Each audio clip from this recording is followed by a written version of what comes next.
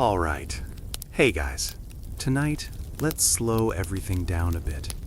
If you're listening to this late, maybe the lights are already low, maybe you're under a blanket that's slightly too warm, and maybe your brain is still buzzing with things that absolutely do not matter right now. So go ahead and unclench your jaw, let your shoulders drop, and just let history do its quiet, mildly disappointing thing in the background. Tonight, we're talking about women who lived in a world that was very clear about what they were not allowed to do, and who responded with the historical equivalent of a long, tired sigh, followed by, "All right then, I'll just be a man." Not as a statement, not as performance art, but as a practical solution. Because for most of history, being a woman meant your life options were aggressively curated by everyone except you. You could marry whoever your family chose, you could join a religious institution and hope for the best, or you could exist quietly in the background and try not to cause administrative inconvenience. Education was limited, travel was suspicious, money was someone else's, and authority was firmly out of reach. Men moved through the world. Women were expected to stay put and look agreeable about it. And so, scattered across centuries and continents, we find women who quietly stepped sideways out of that box. They cut their hair. They changed their names. They lowered their voices. They learned to walk differently, sit differently, swear differently. And then they just kept going. Sometimes for years, sometimes for entire lifetimes, often without anyone noticing. And sometimes, when they were noticed, everyone involved collectively pretended not to notice because the paperwork was inconvenient. These stories rarely begin with bold declarations. There are no diary entries saying, "Today I chose freedom." What we get instead are fragments, payroll records, church documents, military rosters, legal cases that suddenly become very awkward in the final paragraph. And behind all of it is the same quiet truth. Passing as a man wasn't about deception for its own sake. It was about access to work, to safety, to food, to movement, to a future that wasn't already decided at birth. And because history loves irony, the women who succeeded best at this are often remembered not as rebels, but as curiosities, exceptions, footnotes, the kind of people historians label as unusual and then move on from, as if the system itself wasn't the strange part. So let's begin somewhere familiar, but approach it gently. Medieval France, early 15th century, a landscape of war, exhaustion, and extremely questionable decision-making. And drifting into this mess is a teenage girl from a rural village who hears voices, wears men's clothes, and somehow ends up leading armies. Yes, it's Joan of Arc, and no, we're not doing the dramatic version. We're doing the quiet, practical one. Joan wore men's clothes because it was safer. That's it. Armor didn't come in women's sizes, and dresses were an active hazard when you were riding horses, sleeping among soldiers, or trying not to be assaulted by the people ostensibly on your side. Men's clothing gave her physical protection, anonymity, and a kind of social invisibility that women simply didn't get. It let her move without constant scrutiny, and for a while, it worked. What's almost soothing, in a bleak way, is how normal this was. No one immediately panicked. Soldiers accepted it. Commanders tolerated it. As long as she was useful, the trousers were a minor detail. It was only later, when she was captured and tried, that her clothing became a moral issue. Because when history decides it's done with you, it tends to retroactively find reasons. Her refusal to stop wearing men's clothes was framed as defiance. In reality, it was habit, safety, and probably exhaustion. And while Joan's story ends loudly, most women who disguised themselves as men vanish quietly back into the historical fog, leaving behind just enough evidence to make modern historians squint suspiciously. And from here, we can gently float forward in time, because as Europe moves into the early modern period, something interesting happens. Wars become bigger, empires expand, ships travel farther, armies need bodies, and suddenly there are cracks in the system wide enough for determined women to slip through. Enter Catalina de Erauso. Born in Spain in the late 16th century, Catalina was sent to a convent as a child, because that's what you did with surplus daughters who didn't have convenient marriage prospects. She did not enjoy this plan, so she escaped, casually, as a teenager. And once outside, she made a decision that would define the rest of her life. She dressed as a man and never really stopped. She took a new name, then another, then another. She moved through Spain and eventually to the Americas, working as a page, a laborer, a sailor, and finally a soldier. And not a subtle one. Catalina fought duels, she gambled, she stabbed people, she killed men in fights that were often, according to later accounts, entirely avoidable. This was not someone trying to blend into the background. This was someone leaning fully into the social privileges of masculinity and occasionally abusing them. What's remarkable is not that she was violent. Violence was common. What's remarkable is how long she got away with it. For years, she lived as a man in military environments where privacy was minimal and suspicion was constant. And when her biological sex was finally revealed, after an injury-forced medical attention, the reaction was less outrage and more fascination.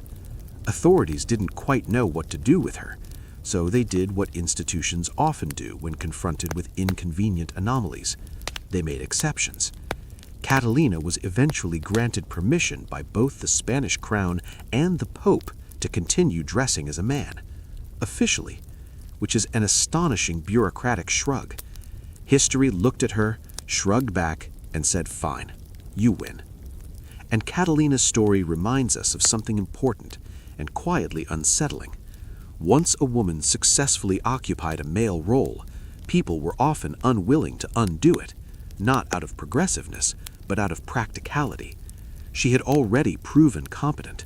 Removing her would cause disruption, and disruption, as history repeatedly shows us, is far more threatening than hypocrisy. Now, let's drift away from Europe for a moment, because this phenomenon was not confined to Christian societies with rigid gender roles and enthusiastic record-keeping. It appears everywhere where women were restricted and systems needed bodies. In China, we encounter the figure of Hua Mulan, and yes, she occupies that soft, blurry space between history and legend, which is where many women end up when their lives don't fit tidy categories. The story, as it survives, is simple and understated. A father is called to military service. He is old.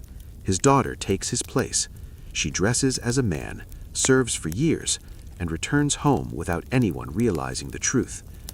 There's no grand reveal, no dramatic confrontation. When her fellow soldiers finally learn she is a woman, they're surprised, and then not especially bothered, because again, the work was done, the role was fulfilled, the system moved on. And that's the pattern we'll see again and again tonight. Discovery rarely leads to immediate punishment. It leads to confusion, to hesitation, to uncomfortable silence. Because once competence is established, gender becomes an administrative problem rather than a moral one. As we continue floating forward in time, these women begin to appear more frequently, not because society became more accepting, but because economies became more desperate. The 18th and 19th centuries bring industrialization, colonial expansion, and endless military conflict, which means more ships, more factories, more uniforms, and more opportunities to disappear into male-dominated spaces. Some women passed as men for adventure, some for patriotism, many for money, and some, quietly, because it felt more natural than the life they were offered otherwise, though history rarely gives us enough emotional detail to say that with certainty. What we do know is that these women lived with constant, low-level vigilance. Every interaction carried risk: a shared room, a medical exam, a a drunken conversation that lingered too long. Passing was not a one-time disguise. It was a daily performance that required discipline, restraint, and an exhausting level of self-awareness. And yet many of them stayed, even when they could have stopped, even when they were safe, even when returning to womanhood was an option. Which suggests that for some, this wasn't just about opportunity, it was about relief. And as we move deeper into this long, quiet history of borrowed identities and practical defiance, we'll meet soldiers who fought entire wars under male names, sailors who crossed oceans without detection, doctors who practiced medicine illegally and excellently, and monks who lived and died inside monasteries without anyone asking too many questions. So stay comfortable. We're just getting started, and there are many more trousers to be. All right, let's keep drifting forward, nice and slow, because once the world figured out that uniforms solved a lot of social anxiety, women slipping into men's roles became less of a shocking anomaly and more of a recurring administrative headache. The 17th and 18th centuries were especially good at producing these situations, mostly because Europe and its empires were constantly at war, constantly expanding, and constantly short on people willing to do unpleasant jobs for very little pay. And nothing creates opportunity quite like desperation wrapped in bureaucracy. Military life, in particular, was oddly well suited for disguise. Soldiers moved often, records were sloppy, names were misspelled, ages were guessed, and personal histories were, at best, flexible. If you showed up, followed orders, and didn't immediately cause trouble, most commanders were content not to ask too many questions. This was not an era of background checks or careful vetting. This was an era of, you look vaguely correct and you can hold a weapon, so welcome aboard. Which brings us, gently and without fanfare, to women who fought entire wars as men and then quietly went home. One of the most famous examples from this period is Hannah Snell, born in England in the early 1700s. Hannah's life began in fairly ordinary circumstances and then took a sharp turn into deeply impractical territory. After a troubled marriage that ended with her husband abandoning her while she was pregnant, Hannah gave birth, lost the child shortly afterward, and found herself alone, poor, and facing a future that offered very little in the way of comfort or dignity. So she did what many women in her position could not even consider. She put on men's clothes, took the name James Gray, and joined the British Army. And not briefly, not experimentally, she enlisted properly, trained properly, and was deployed properly. She served as a Marine, she fought in battles, she was wounded multiple times, and she somehow managed to conceal her biological sex even while being treated for gunshot wounds, which suggests a level of determination that borders on professional stubbornness. For years, Hannah lived as James. She shared sleeping quarters, she marched, she drank, she followed the rigid routines of military life. And what's quietly remarkable is how unremarkable she was allowed to be. She wasn't exposed because someone suspected her. She was exposed because she eventually chose to reveal herself. After returning to England, Hannah disclosed her story publicly, not out of shame, but strategy. She wanted recognition, and more importantly, she wanted a pension. And this is where history does something unexpectedly humane. Instead of punishing her, the British government granted her an army pension, officially acknowledging her service. She was even allowed to wear her uniform in public, which is a very polite way of saying the state collectively decided not to press the issue any further. Hannah went on to perform on stage, telling her story to paying audiences, because if history has taught us anything, it's that trauma eventually becomes content. But her military career stands as a reminder that for years she lived undetected in one of the most masculine institutions of her time, not because she was invisible, but because she was competent. And competence, as it turns out, is very soothing to institutions. Now, let's float sideways for a moment, away from the army and toward the sea, because sailors offered a similar kind of anonymity, just with more scurvy and fewer bedsheets. Ships were cramped, dirty, and constantly in motion. Privacy existed only in theory, and yet several women managed to live entire maritime careers disguised as men, which suggests that sailors were either deeply unobservant or aggressively uninterested in each other's personal lives. One such figure is Mary Read, a name that might sound familiar if you've ever wandered into pirate history. Mary was born in England at the end of the 17th century and was dressed as a boy from early childhood, initially by her mother for reasons involving inheritance fraud. So gender disguise wasn't a dramatic reinvention for Mary, it was just Tuesday. She continued living as a man into adulthood, working first as a footman and then as a soldier. Later, she found herself aboard pirate ships, because pirate ships, despite popular imagination, were surprisingly pragmatic places. If you could fight, sail, and not destabilize the group dynamic, you were welcome. Mary fought openly. She swore, she drank, she killed people. She was, by all accounts, exactly what a pirate crew wanted. Her biological sex was eventually discovered, not through suspicion, but through intimacy. And when it was revealed, the reaction from her fellow pirates was largely indifference. Mary was already proven, already trusted, already part of the crew, and so she stayed. Mary's ending comes quietly, not with a dramatic execution, but with illness and imprisonment. And in that ending, we see something important. Even when exposed, women like Mary were rarely punished for being women. They were punished for the same reasons as men: crime, war, politics. Their disguise didn't exempt them from consequences, but it also didn't uniquely doom them. And this pattern repeats again and again.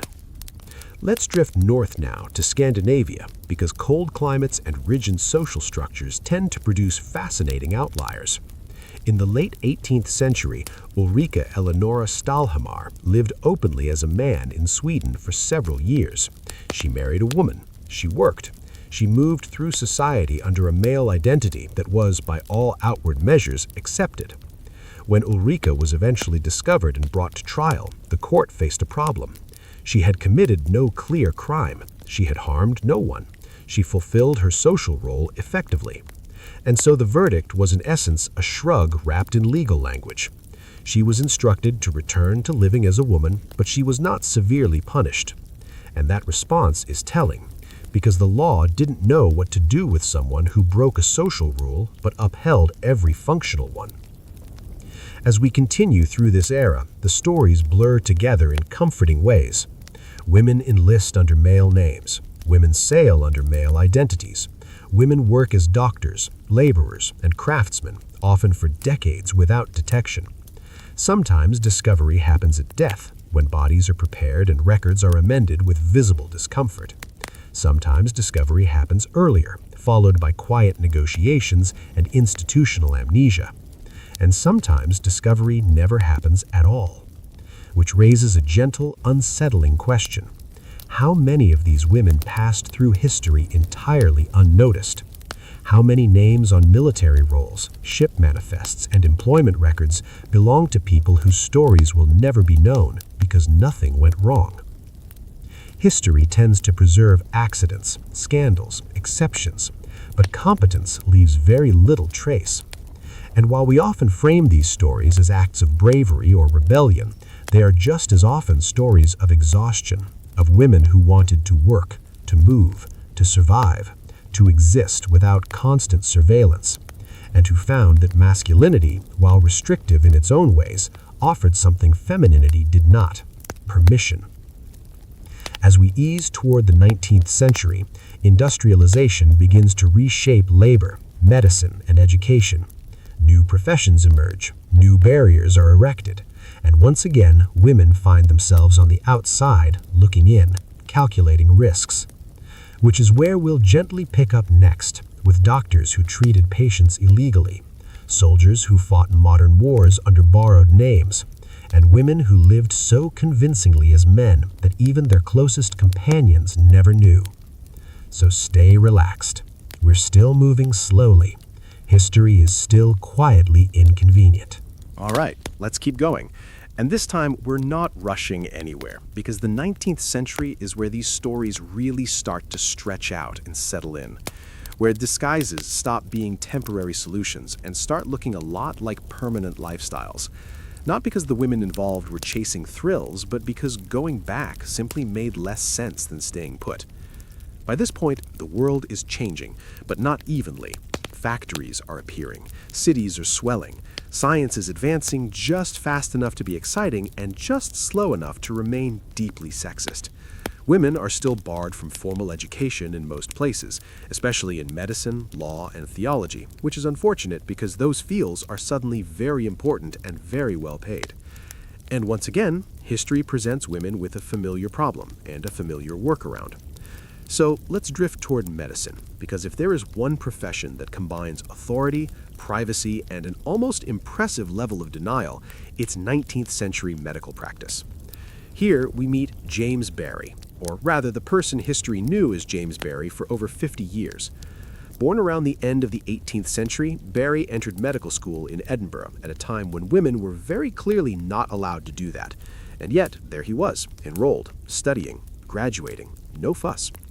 Barry went on to become a military surgeon in the British Army, serving across the empire in places like India, South Africa, and the Caribbean. He was brilliant, difficult, temperamental, and extremely concerned with hygiene, which immediately sets him apart from most doctors of the era. He argued with superiors, he advocated for better sanitation. He performed one of the earliest successful cesarean sections in which both mother and child survived, which is quite extraordinary given the conditions of the time. Throughout his career, Barry was known for being short, sharp-tongued, oddly youthful, and intensely private. Rumors followed him, as rumors always do, but none of them quite landed. He dressed carefully, he avoided physical examinations, he kept his personal life sealed off, and for decades, no one officially questioned his gender. It was only after Barry's death that a nurse, while preparing the body, discovered that he had been assigned female at birth, and this revelation caused administrative chaos. The army panicked, records were sealed, discussions were shut down, because acknowledging the truth would mean admitting that a woman had served successfully as a senior military doctor for half a century. So the system did what systems do best. It stopped talking about it. Barry's story is often framed as a mystery or a controversy, but what's striking is how little drama there actually was during his life. He wasn't discovered, he wasn't denounced, he wasn't forced out. He simply lived as a man because that was the only way he could practice medicine at the level he clearly belonged. And when death finally revealed the secret, the institution decided that ignorance was preferable to honesty. And once you notice that pattern, you start seeing it everywhere. Let's float sideways into religious life, because monasteries and convents, despite their strict rules, were surprisingly porous environments. They were insular, they valued obedience and routine, and they often assumed that anyone who followed the rules properly must belong there. Throughout the Middle Ages and early modern period, stories circulate of women who lived as monks for years, sometimes entire lifetimes, without detection. Some of these stories are wrapped in legend, softened by time, but others are disturbingly plausible. One recurring theme is the woman who enters a monastery as a young man, lives quietly, devoutly, and obediently, and is only discovered after death. And in many versions of these stories, the response from the religious community is not anger, but reverence. The disguise is reframed as humility. The deception becomes devotion, because again, the work was done, the vows were kept, the system functioned. What's almost soothing about these accounts is how little anyone wants to interrogate them. Once holiness is established, the details become inconvenient, and so they are gently ignored. Now let's move back into secular society, where gender rules are theoretically clearer and practically just as flexible if you know where to stand. By the 19th century, urban anonymity makes long-term disguise easier than ever. Cities are crowded, people move frequently, records exist, but they're inconsistent, and if you present yourself confidently enough, most people will take your word for who you are. This is where we begin to see women living entire adult lives as men, not just for work, but for companionship, for marriage, for stability. One such case emerges in Ireland with Albert Cashier, born Jenny Hodgers. Cashier lived as a man for decades, serving as a soldier in the American Civil War, then working various jobs across the United States. He was small, quiet, and reliable. He paid taxes, he voted, he lived with other men. He maintained his identity with such consistency that even those closest to him never questioned it. It was only late in life, after an accident and declining health, that doctors discovered his biological sex. And even then, many people who had known him for years refused to accept it. They continued to refer to him as Albert. They defended his right to live as he always had. The state eventually disagreed, institutionalizing him and forcing him into women's clothing, a move that caused visible distress. And this is one of the few moments in these stories where history allows itself a flicker of cruelty, because Albert's life had worked, the system had accepted him, and it was only when his independence was taken away that gender suddenly mattered again. What we see here over and over is that masculinity functioned as a kind of social passport. It granted access to space, labor, respect, and movement, and once a woman successfully acquired that passport, the world was often reluctant to revoke it unless forced. Marriage, in particular, posed an interesting challenge. There are documented cases of women marrying women while living as men, relationships that lasted years, sometimes decades. In many cases, the spouse knew. In others, it's unclear. Privacy norms were different, expectations were different, and companionship, more than biology, defined marriage in many working-class contexts. When such marriages were discovered, courts struggled. Charges ranged from fraud to sexual misconduct, but verdicts were inconsistent, sometimes harsh, sometimes surprisingly lenient, and often deeply confused. Because how do you prosecute someone for successfully performing a role society insists is natural? As the 19th century drifts toward its end, we begin to see the slow emergence of medicalized understandings of gender, and with them, new forms of scrutiny. Passing becomes harder, surveillance increases, and yet women continue to find ways around barriers, because barriers, by their nature, invite testing. What's important to remember is that these women were not united by ideology. They did not share language. They did not know they were part of a historical pattern. Each made a decision in isolation, responding to immediate circumstances: poverty, curiosity, talent, love, fear. And yet, taken together, their lives form a quiet counter-history, one where gender is less a fixed truth and more a negotiated arrangement, upheld by habit and convenience. As we continue, we'll move into the 20th century, where wars become global, records become stricter, and gender roles are loudly proclaimed even as they are repeatedly undermined. We'll meet women who fought in modern armies, worked in industrial jobs, and lived under male identities well into an era that claimed to be more enlightened. So stay comfortable. We're still moving slowly, and history, as always, is pretending not to notice what's right in front of it. All right, let's keep drifting, nice and slow, because by the time we slide into the 20th century, the world starts insisting very loudly that it is figured gender out, while simultaneously being proven wrong in extremely quiet ways. This is the era of identity papers, birth certificates, uniforms with regulations down to the button count, and medical examinations that are supposed to catch everything. And yet, despite all of this, women still manage to pass as men, sometimes for years, sometimes for entire careers, because systems are only as observant as they feel like being. The 20th century is especially good at producing these stories because it is extremely fond of large-scale conflict. World wars, civil wars, revolutions, resistance movements. All of them need bodies. All of them need labor. And once again, when survival is on the line, rules become suggestions. During World War I, women passing as men was not exactly common, but it wasn't unheard of either. The chaos of mass mobilization, combined with rushed training and overworked officials, created gaps wide enough to slip through. Some women enlisted intentionally. Others were already living as men and simply continued doing so. And because millions of soldiers were processed, tracked imperfectly, and frequently relocated, individuals could remain unnoticed for astonishingly long periods. One recurring theme in these stories is how aggressively ordinary the lives of these women were. They trained, they marched, they complained about food, they waited around for long stretches of time. And that's important because it reminds us that passing didn't mean constant excitement or danger. It meant boredom, routine, and a constant low hum of vigilance in the background. Take Flora Sandys, for example.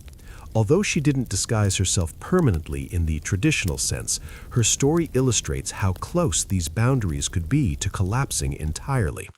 Flora was an Englishwoman who joined the Serbian army during World War I and was eventually officially commissioned as an officer.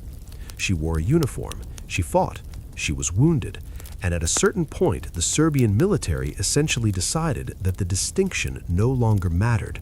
She was there, she was capable, and so she stayed. This kind of pragmatic acceptance appears again and again. When a woman proved herself useful enough, the rules bent, and once bent, they rarely snapped back cleanly. Now let's slide gently into resistance movements, because clandestine activity is especially friendly to blurred identities.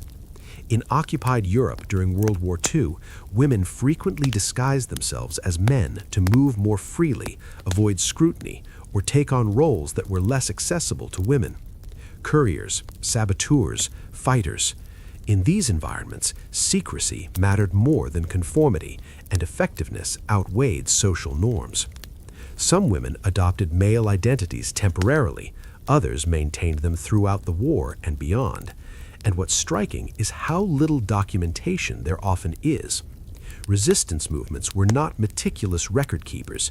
Many deliberately destroyed information, and so entire lives lived under male identities simply disappear into the fog of post-war reconstruction. After the wars ended, many of these women faced a familiar dilemma. Do you return to womanhood and accept the limitations that come with it, or do you keep going quietly as you are? For some, the answer was immediate. For others, it was complicated. The skills they had learned, the freedoms they had tasted, the identities they had built, these were not easily surrendered. As the century progresses, we see women living as men in civilian life with increasing frequency, not because society suddenly approved, but because urban anonymity made it possible. Large cities swallow individuals whole. People move, names change, records lag behind reality. And if you show up consistently enough, most people will stop questioning you. In the United States and Europe, there are documented cases of women who lived as men for decades, working in factories, offices, and skilled trades. Some married women, some lived alone, some maintained tight circles of friends who never questioned them. And when discovery happened, it was often accidental, a hospitalization, a death, a bureaucratic mismatch that forced someone to look too closely. And here's where the 20th century reveals its particular discomfort. Earlier societies tended to react with confusion, curiosity, or pragmatic silence. Modern institutions, by contrast, often reacted with intervention. Doctors, psychologists, courts. Once gender became medicalized, it became something to be corrected rather than negotiated. This shift is painfully clear in cases where elderly individuals who had lived their entire adult lives as men were institutionalized after discovery, stripped of their clothing, names, and routines in the name of proper order. The distress this caused was visible, documented, and largely ignored, because by then, identity became something authorities believed they could define more accurately than the person living it. And yet, even with increased scrutiny, the pattern never fully disappears. Women continued to pass as men to access education, employment, and autonomy, sometimes for short periods, sometimes indefinitely. And each time, the same quiet truth emerges. Gender enforcement works best when people comply willingly. When someone refuses, calmly and consistently, the system often falters. What ties all of these stories together is not disguise as spectacle, but disguise as routine. These women woke up, got dressed, went to work, paid bills, argued with coworkers, fell ill, grew older. Their lives were not defined by constant risk, but by persistence, and in many cases by a deep reluctance to return to a version of themselves that society had already decided was smaller. As we near the present, language changes, concepts evolve, new categories emerge, And yet, the historical record remains stubbornly full of people who lived outside neat definitions long before the words existed to describe them. Their lives challenge the idea that strict gender roles were ever as universal or stable as they are often portrayed. And as we gently prepare to move toward the end of this long, quiet journey, we'll see how modern historians have tried, sometimes clumsily, to make sense of these lives. We'll see debates over terminology, intent, and interpretation, and we'll return once more to the simple, practical reality that started all of this. Sometimes putting on trousers wasn't rebellion, it was logistics. So stay settled, we're still moving softly forward, and history is still very bad at admitting what it already knows. All right, let's slow it down even more now, because by the time we reach the late 19th and early 20th centuries, something subtle but important begins to happen. Something that doesn't announce itself loudly, but shifts the entire tone of these stories. And that is the moment when disguise stops feeling like a phase and starts feeling like a life sentence that, strangely enough, many women were not eager to appeal. Up until now, we've seen women pass as men to fight wars, to earn wages, to escape confinement, or to access education that was aggressively guarded by men with clipboards and opinions. But as societies industrialized and cities grew larger and more anonymous, living as a man stopped being an act of constant improvisation and became something closer to a routine, a stable arrangement, a rhythm that could be maintained for decades without raising alarms, mostly because modern life was already exhausting and people simply did not have the energy to interrogate anyone who showed up on time and did their job. This is where the stories stretch out, where years blur together, and where history becomes deeply uncomfortable. Because these are not tales with neat endings or moral clarity, but lives that worked, quietly and efficiently, until someone forced them not to. Take the case of Albert Cashier, which we touched on earlier, but now we linger. Because Cashier's life is a perfect example of how long-term passing stopped being remarkable and started being invisible.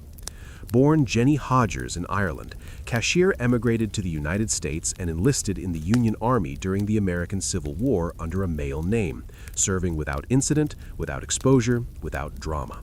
He marched, he fought, he survived. And when the war ended, he didn't shed the identity like a uniform. He kept it. For decades afterward, Cashier lived as a man. He worked as a laborer, he lived with other men, he paid taxes, he voted. He was, by all observable measures, an unremarkable working-class man of his time, which is precisely why no one looked too closely. There was nothing unusual to investigate, nothing that demanded explanation. And this is the part history struggles with, because when Cashier was eventually discovered late in life after an accident and declining health forced medical intervention, the revelation didn't feel like a dramatic twist, it felt like an interruption. Friends and neighbors who had known him for years refused to accept the new narrative. They continued to call him Albert. They continued to see him as the person he had always been. The state, however, had other ideas. Once institutionalized, Cashier was forced into women's clothing, stripped of autonomy, and subjected to a version of care that prioritized classification over comfort. Witnesses noted his distress, his withdrawal, his quiet resistance. And what's particularly bleak is that none of this was necessary. His life had already worked. Society had already accepted him. It was only bureaucracy, arriving late and loudly, that insisted on correction. And Cashier was not alone. Across Europe and North America, similar stories surface in fragments, often through court records or hospital notes, where someone who had lived for decades under a male identity is suddenly discovered. Not because anyone suspected deception, but because illness or death forced the body into view. And almost universally, the reaction is awkward silence, followed by administrative scrambling. Doctors argue, clerks amend documents, families are confused, and historians later argue endlessly about intent, terminology, and meaning, often missing the most obvious point of all. These people built lives that functioned. Now let's drift into labor, because the industrial age created jobs that were physically demanding, poorly regulated, and, crucially, better paid for men. mines, railways, factories, dockyards. Women were often excluded or paid significantly less, which made passing less about identity and more about arithmetic. There are documented cases of women working for years in man-dominated industries under male names, especially in mining communities where dust, darkness, and long shifts minimized scrutiny. In these environments, bodies were tools. Strength mattered, endurance mattered, and if someone could meet those demands, questions became optional. What's quietly fascinating is how often co-workers defended these women when discoveries were made, not out of ideology, but loyalty. They had worked together, shared hardships, survived accidents, and that shared experience carried more weight than abstract rules about gender. When forced to choose between the person they knew and the category they were told to enforce, many chose the person. And this brings us to marriage, which complicates everything. Throughout the late 19th and early 20th centuries, there are cases of women living as men who married women and maintained long-term relationships that, by all accounts, were stable, affectionate, and socially accepted within their communities. Sometimes the spouse knew, sometimes the spouse likely suspected. Sometimes it's impossible to tell. Privacy norms were different, expectations were different, and emotional companionship often mattered more than anatomy. When these marriages were discovered, courts struggled to respond. Charges varied wildly: fraud, impersonation, moral offense, but sentences were inconsistent, reflecting not outrage, but confusion. Judges didn't know harm exactly had occurred. Lives had been built, responsibilities fulfilled, and undoing them felt less like justice and more like disruption. And disruption is something systems claim to hate, but selectively enforce. As the 20th century progresses, medicine begins to insert itself more aggressively into these stories. Gender becomes something to be diagnosed, categorized, and treated. Passing, once tolerated as a practical workaround, becomes framed as a psychological problem. Doctors replace priests, clinics replace courts, and the language shifts from sin to sickness. This shift is deeply important because it marks the moment when quiet coexistence becomes intervention. Women who had lived peacefully as men are suddenly subject to examinations, evaluations, and institutionalization, not because their lives failed, but because they challenged emerging norms about identity that authorities were eager to define. And yet, even here, the pattern persists. During both world wars, women continued to adopt male identities to access roles closed to them. Some fought openly, some worked in logistics, some operated behind enemy lines. And while many returned to civilian womanhood afterward, others did not. They had learned something about themselves, about freedom, about how much quieter the world could be when expectations stopped pressing in from every side. As we ease towards the final stretch of this long, quiet history, we're left not with conclusions, but with echoes.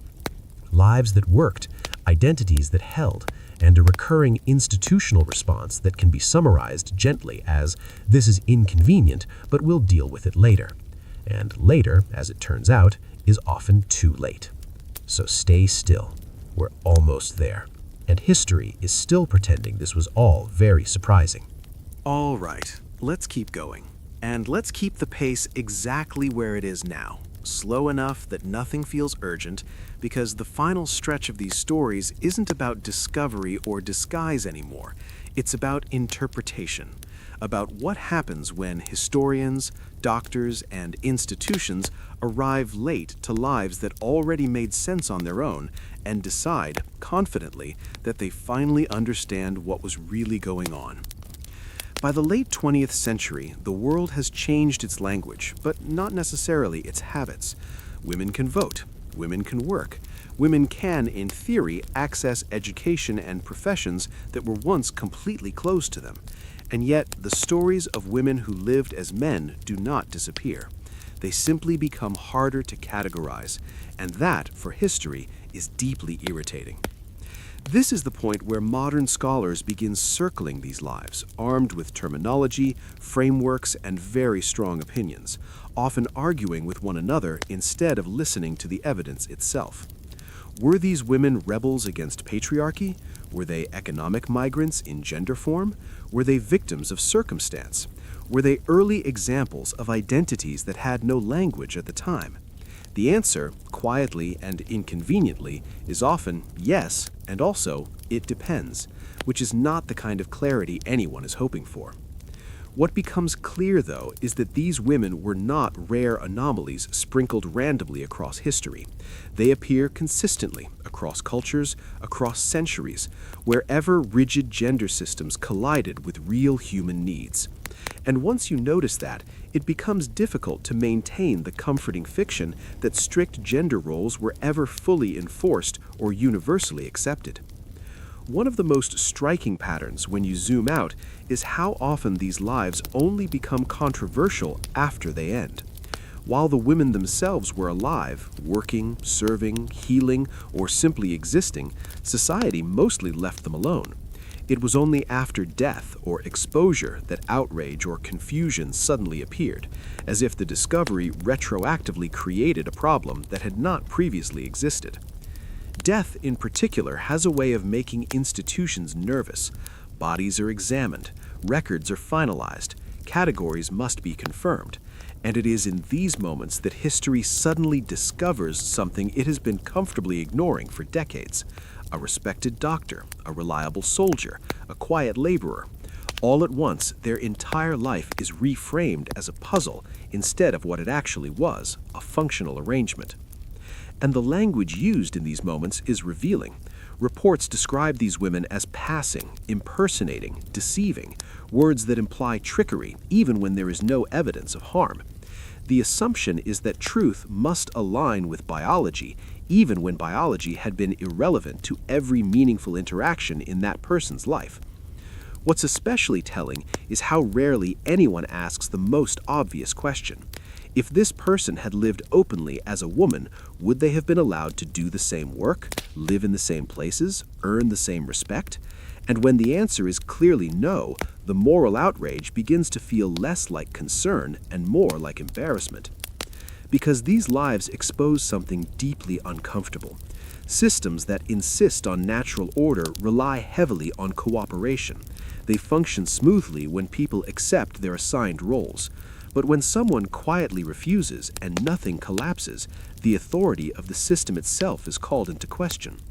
And so, instead of examining the system, history often pathologizes the individual. By the mid to late 20th century, medical explanations become the dominant lens. Gender variance is categorized, studied, diagnosed. Women who lived as men are increasingly described in clinical terms, their choices framed as symptoms rather than strategies. This shift allows institutions to reclaim control. If something can be diagnosed, it can be treated. If it can be treated, it can be corrected. But what gets lost in this approach is the sheer ordinariness of these lives. These were not people living in constant crisis. They were people who found a configuration that worked and stayed with it. They paid rent, they worried about aging, they got sick, they got tired. Their lives were not defined by disguise, but by continuity. And continuity is difficult to argue with. There are modern cases, even into the late 20th century, of elderly individuals who had lived as men for 50 or 60 years being forcibly reclassified after entering care facilities. Staff insist on legal names, legal sex, appropriate clothing, and in these moments, the violence is not physical, but procedural. A lifetime of identity is undone by forms, policies, and well-meaning insistence on correctness. Witnesses describe confusion, withdrawal, depression, a sense of having something essential taken away. And yet these cases are often framed as unfortunate necessities rather than profound failures of empathy. What ties all of this together is the same quiet pattern we've seen from the beginning. When gender rules interfere with productivity, survival, or social harmony, they bend. When they interfere with control, they snap back violently, and the people caught in between are rarely consulted. As historians look back on these women today, there is a growing discomfort with easy narratives. Heroic rebel, tragic victim, curious footnote. None of these quite fit, because these women were not trying to make history, they were trying to live. And in doing so, they revealed something history still struggles to admit. that gender, as enforced by society, has always been less stable than it pretends to be, that roles persist not because they are natural, but because they are repeated, and that when someone repeats a different role convincingly enough, the world often adapts, whether it wants to or not. So, as we come to the end of this long, quiet journey, there is no grand conclusion waiting for us, no lesson neatly wrapped in moral certainty. What we are left with, instead, is a collection of lives that worked, that made sense to the people living them, and that only became controversial when someone insisted on rewriting them after the fact. These women put on trousers, cut their hair, changed their names, and stepped into the world not to shock it, but to participate in it. And for long stretches of time, the world let them, which might be the most revealing detail of all. So, stay relaxed. Let the story settle. And remember, history is often loud about the rules, but very quiet about how often they fail. All right, let's slow the whole thing down even further now, because this is the part of the story where nothing new really happens on the surface, and yet everything underneath becomes clearer, heavier, and harder to ignore. The part where you realize that these lives didn't survive in spite of society, but often because society, quietly and reluctantly, allowed them to. By the time we reach the late 20th century, the pattern is no longer subtle. Women who lived as men did not simply slip through cracks. They moved through wide-open doors that institutions pretended were closed. And the reason those doors stayed open has very little to do with ideology and almost everything to do with convenience. Because these women were useful. They worked when work needed to be done. They fought when bodies were required. They healed when there were too few doctors. They managed when administration needed hands that didn't complain too loudly. And as long as things ran smoothly, the question of who they really were stayed politely unasked, sitting in the corner like a file nobody wanted to open because it would just create more work. And that unspoken agreement, that quiet tolerance, is one of the most revealing things about how gender has actually functioned in history. Rules, after all, are only as strict as the moment demands, and most of the time, the moment demanded productivity, not purity. When you read enough cases of women living as men across centuries, you start to notice how similar the social reactions are, regardless of time or place. There is the initial confusion, then the rapid assessment of damage, and finally the collective realization that undoing what has already worked would cause more trouble than leaving it alone. And so, more often than not, people chose to leave it alone. This is especially evident in small communities, where reputation carried more weight than paperwork. Mining towns, rural villages, military units, hospitals. In these environments, identity was built through shared experience. You were who you showed up as day after day, and when someone had proven themselves reliable, their past stopped mattering. Co-workers defended them, neighbors vouched for them, friends insisted nothing had changed, and authorities, faced with resistance they did not expect, often backed down or compromised quietly. What history records as discovery is often just the moment when someone outside the community intervened, a distant official, a doctor unfamiliar with the person's history, a bureaucrat following procedure without context, and it is almost always these outsiders who insist that something must now be corrected. Inside the community, the response was often fatigue, because the truth is, living as a man required effort, discipline, and consistency, but it also brought relief. These women describe, where we have their words, a sense of ease in public space, the ability to move without comment, to speak without being interrupted, to work without constant justification. And once experienced, that ease was not easily surrendered, which complicates the modern urge to categorize these lives neatly. Historians want clear motivations, psychologists want internal explanations, activists want lineage. And yet, these women resist being claimed fully by any single framework because they were not acting out theories, they were responding to conditions. Some wanted adventure, some wanted wages, some wanted dignity, some wanted silence, some wanted to escape marriages, poverty, or institutional confinement, and some simply realized, at some point, that the version of themselves the world accepted most easily was one labeled male. That realization did not always come early. In many cases, it emerged gradually over years of living, working, and being treated differently. What began as disguise became habit. Habit became identity, and identity, once settled, was fiercely defended, even when external pressure mounted. And pressure did mount. As the 20th century progressed, surveillance increased. Records became centralized. Medical authority expanded. Gender became something to be verified rather than assumed, and the space for quiet negotiation began to shrink. This is where the tone of the stories shifts. Earlier centuries are marked by silence and tolerance. Later decades are marked by intervention and correction. Not because lives suddenly became disruptive, but because institutions became more confident in their right to define reality. Hospitals became sites of enforcement. Care facilities demanded compliance. Courts reasserted classification. And individuals who had lived peacefully for decades found themselves suddenly required to justify their existence. What history records as discovery is often just the moment when someone outside the community intervened. A distant official, a doctor unfamiliar with the person's history, a bureaucrat following procedure without context. And it is almost always these outsiders who insist that something must now be corrected. Inside the community, the response was often fatigue.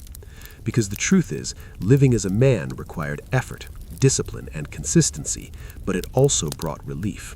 These women describe, where we have their words, a sense of ease in public space, the ability to move without comment, to speak without being interrupted, to work without constant justification. And once experienced, that ease was not easily surrendered, which complicates the modern urge to categorize these lives neatly. Historians want clear motivations, psychologists want internal explanations, activists want lineage. And yet, these women resist being claimed fully by any single framework because they were not acting out theories, they were responding to conditions. Some wanted adventure, some wanted wages, some wanted dignity. Some wanted silence. Some wanted to escape marriages, poverty, or institutional confinement. And some simply realized, at some point, that the version of themselves the world accepted most easily was one labeled male. That realization did not always come early. In many cases, it emerged gradually, over years of living, working, and being treated differently. What began as disguise became habit.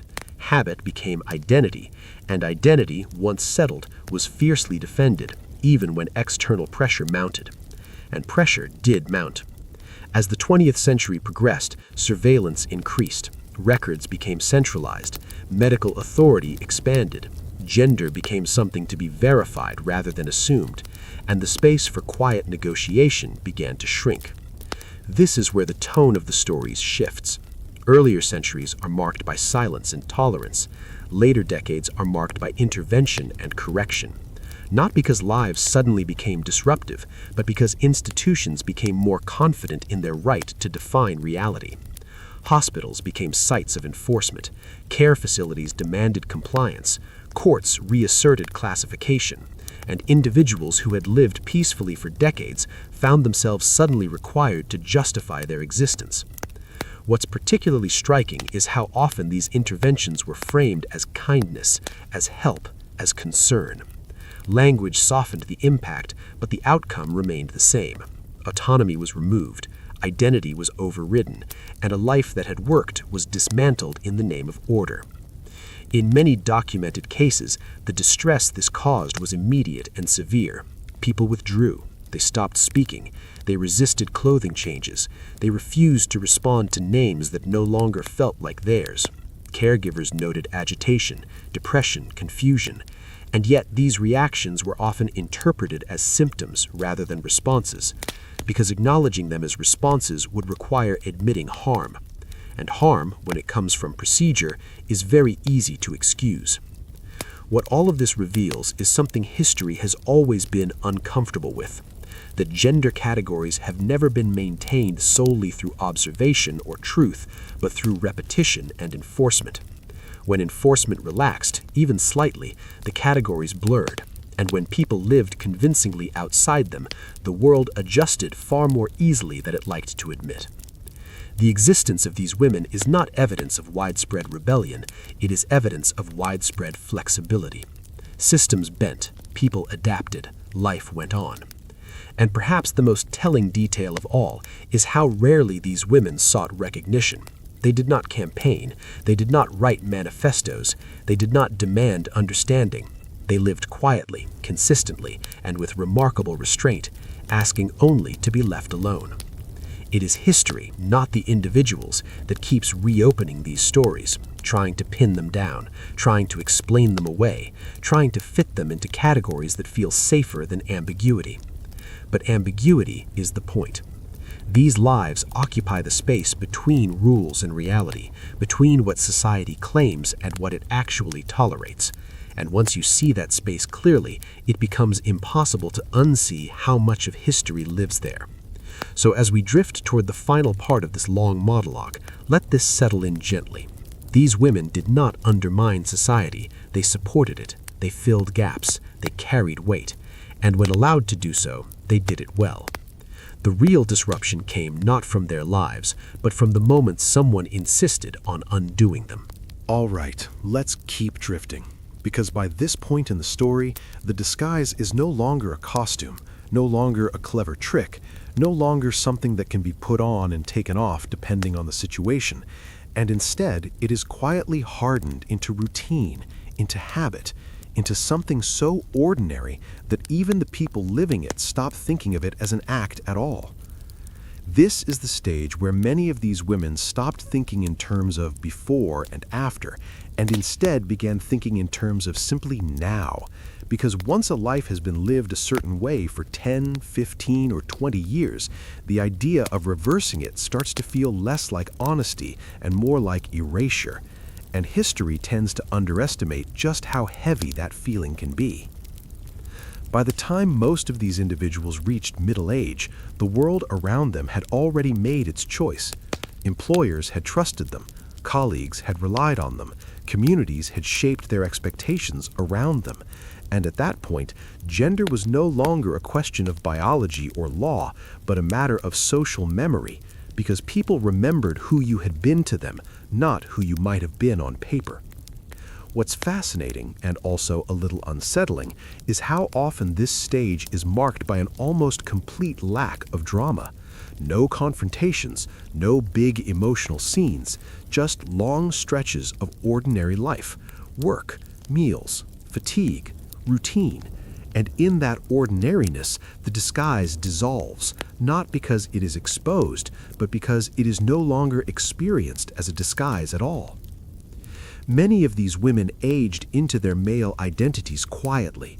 They developed the physical signs of hard labor. They adopted the speech patterns of their peers.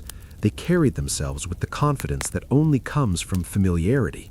And when people describe them later, they describe them as unremarkable, which, in a way, might be the highest level of success.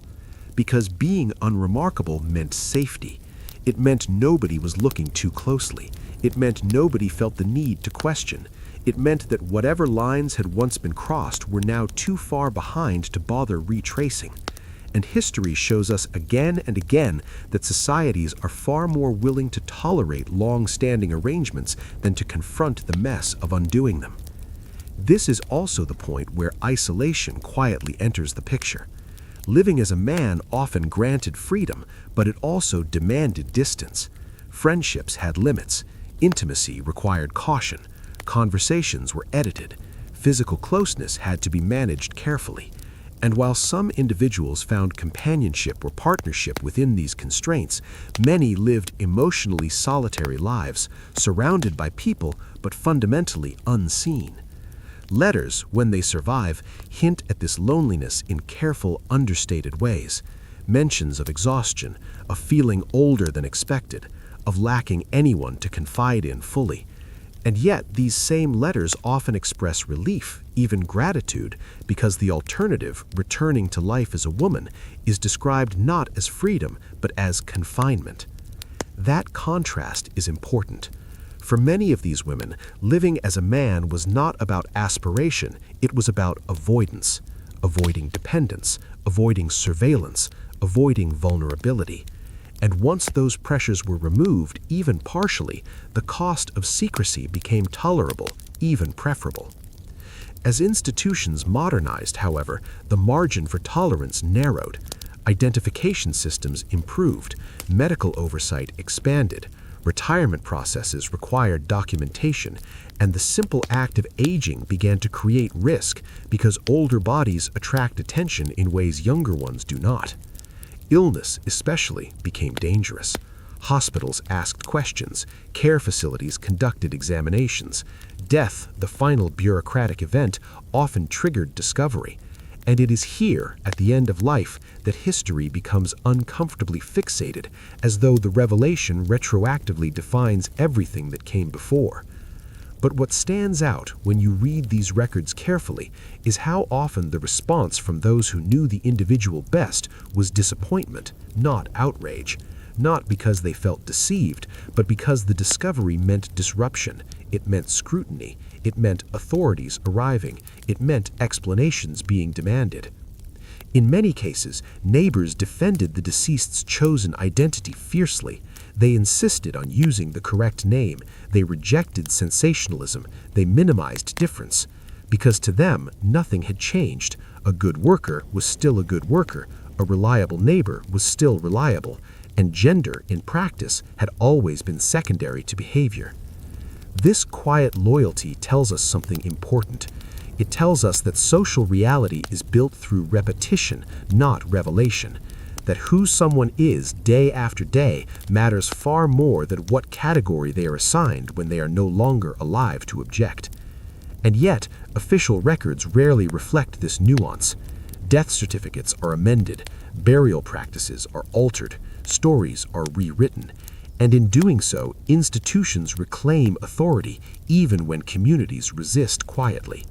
History, as archived, becomes cleaner, simpler, and far less honest than lived experience ever was. What survives instead are fragments, contradictions, accounts that don't quite align, and these inconsistencies are often treated as problems to be solved rather than evidence of complexity to be respected. But if we allow ourselves to sit with that complexity without rushing to explain it away, a pattern emerges that is difficult to ignore. These women were not anomalies within rigid systems. They were evidence that those systems were always more flexible than they pretended to be. Flexibility, however, is tolerated as long as it remains unspoken. The moment these lives became visible in ways that demanded acknowledgement, tolerance often collapsed, not because harm had occurred, but because ambiguity had become public, and public ambiguity makes institutions nervous. So they corrected it, categorized it, filed it away, and in doing so, they missed the most important part of the story, which is that for decades at a time, nobody cared enough to intervene. Life functioned, work got done, communities adapted, and gender, stripped of theory and ideology, became simply one detail among many. As we move closer to the end of this long drift through history, keep that in mind. These stories are not about deception, they are about accommodation, not rebellion, but negotiation, not identity as statement, but identity as practice, and practice repeated long enough becomes reality. Stay with me. Just one more long stretch to go. All right, let's ease into this final stretch together, because by now the stories have piled up enough that they start to blur into one another. And that blurring is not a failure of memory, but a feature of the subject itself, since so many of these lives followed the same quiet arc, rising not through triumph, but through endurance, and ending not with resolution, but with a kind of administrative sigh. This is the part of history where things do not conclude so much as they dissolve. Most of these women did not leave behind grand explanations. They did not sit down at the end of their lives to clarify their motivations, to offer neat summaries, or to resolve the discomfort that later generations would feel when encountering their stories. Instead, they left behind evidence of having lived, which history is often surprisingly bad at handling. Because evidence of living does not fit cleanly into categories. Payroll records show steady employment. Service records show years of loyalty. Medical notes mention aches, fatigue, and aging joints. Neighbors remember habits, routines, preferences. And nowhere in those materials is there a clear moment where someone announces that the performance has ended. In fact, for many of these women, the idea of an ending would have felt strange because the life they were living had long since stopped feeling provisional. It was not a role they were playing while waiting for permission to be themselves. It was the version of themselves that had survived. And survival, once achieved, has a way of flattening ideology. One of the most consistent themes in these stories is exhaustion. Not the dramatic kind, not the collapse in the street kind, but the low-grade, lifelong fatigue of vigilance. The constant monitoring of posture, language, proximity. The quiet calculations about when to speak and when to remain silent. The long habit of being careful. That kind of exhaustion does not show up in heroic narratives. It does not fit well into political slogans, but it shapes lives far more reliably than moments of courage ever do. And yet, despite this fatigue, many of these women chose continuity over disclosure again and again, even when circumstances changed, even when laws shifted, even when social attitudes softened slightly. Because disclosure, once imagined, often appeared not as relief, but as disruption. It would require explanations. It would invite scrutiny. It would reopen negotiations that had long since settled into tolerable routines. And perhaps most importantly, it would risk rewriting a life that had already been lived successfully. There is something deeply human about that reluctance. We like to imagine that truth is always liberating, but history suggests that truth, when poorly timed, can simply create new constraints. And many of these women had learned, through experience rather than theory, that stability was worth protecting. So they protected it. They aged quietly. They retired when able. They accepted help cautiously. They navigated illness with increasing difficulty. And in many cases, they died without ever articulating their story in the terms we now hunger for. What followed their deaths was often a strange combination of curiosity and disappointment. Curiosity from institutions that wanted to document and classify. Disappointment from acquaintances who felt that a secret once revealed had unnecessarily complicated something that had been simple enough before. Because the truth is, most communities had already integrated these individuals fully. They had assigned them roles, responsibilities, and reputations. They had absorbed them into the social fabric. And the revelation of sex at death did not unravel that fabric so much as irritate it. People adjusted their language, they argued about burial practices, they debated names, and then, eventually, they moved on. Life resumed its familiar rhythm. This is where the historical record grows quiet again, because once the moment of discovery passes, there is little incentive to preserve nuance. Files are closed, categories are applied, stories are summarized, and ambiguity, which had once been tolerated in practice, is eliminated in retrospect. The woman becomes a footnote. The life becomes a case. The years of ordinary existence compress into a paragraph that begins with birth and ends with revelation, skipping over everything that actually mattered in between. And this is perhaps the greatest injustice of all. Because what made these lives remarkable was not the disguise, not the passing, not the eventual discovery, but the long stretches of normalcy that history barely notices. The mornings, the labor, the small interactions, the habits that accumulate into identity over time. History is very good at recording disruptions. It is much worse at honoring continuity. And yet, continuity is exactly what these women achieved. They carved out lives that worked, not perfectly, not without cost, but with enough stability to be worth maintaining. And in doing so, they exposed something uncomfortable about the societies they lived in, that the rules were always more negotiable than advertised.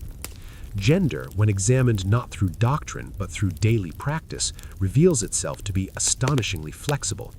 People adapt, communities adjust, institutions left to their own devices often tolerate far more variation than their official policies would suggest. It is only when those policies are enforced deliberately, loudly, and publicly that rigidity becomes unavoidable. And so, the lives of these women serve less as anomalies and more as quiet evidence. evidence that history has always been messier than its summaries, evidence that survival often requires compromise rather than confrontation, evidence that identity lived consistently becomes real regardless of how it is labeled. This is not a story with a moral in the traditional sense. There is no lesson to apply cleanly, no conclusion to draw neatly. There is only an invitation to reconsider how we read the past and whose experiences we prioritize when telling its stories.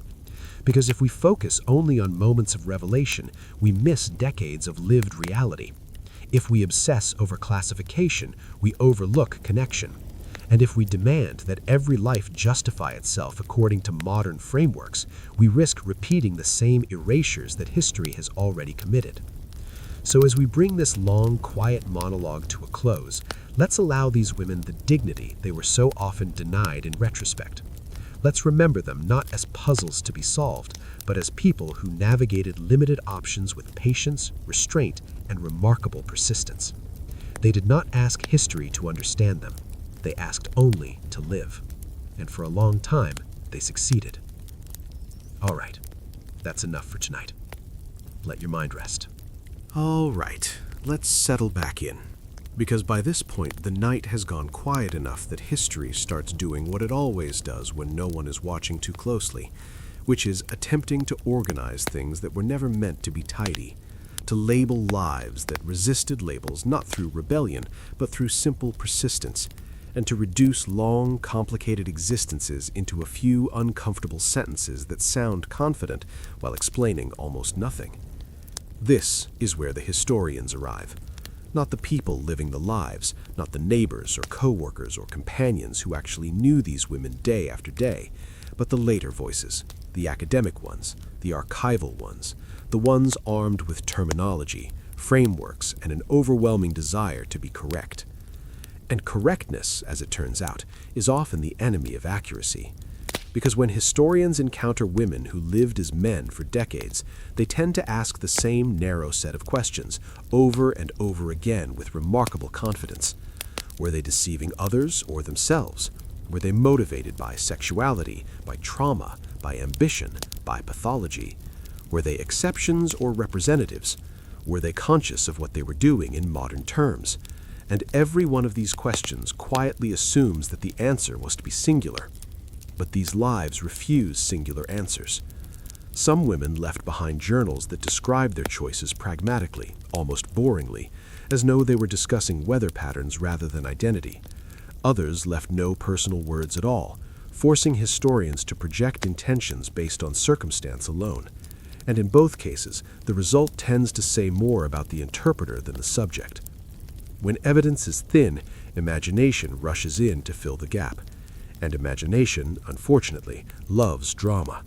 So lives that were largely quiet become framed as daring masquerades. Long years of ordinary labor are described as elaborate performances. Stability becomes suspense, routine becomes risk, and the slow accumulation of trust gets rewritten as trickery. It makes for better storytelling, it just makes for worse history.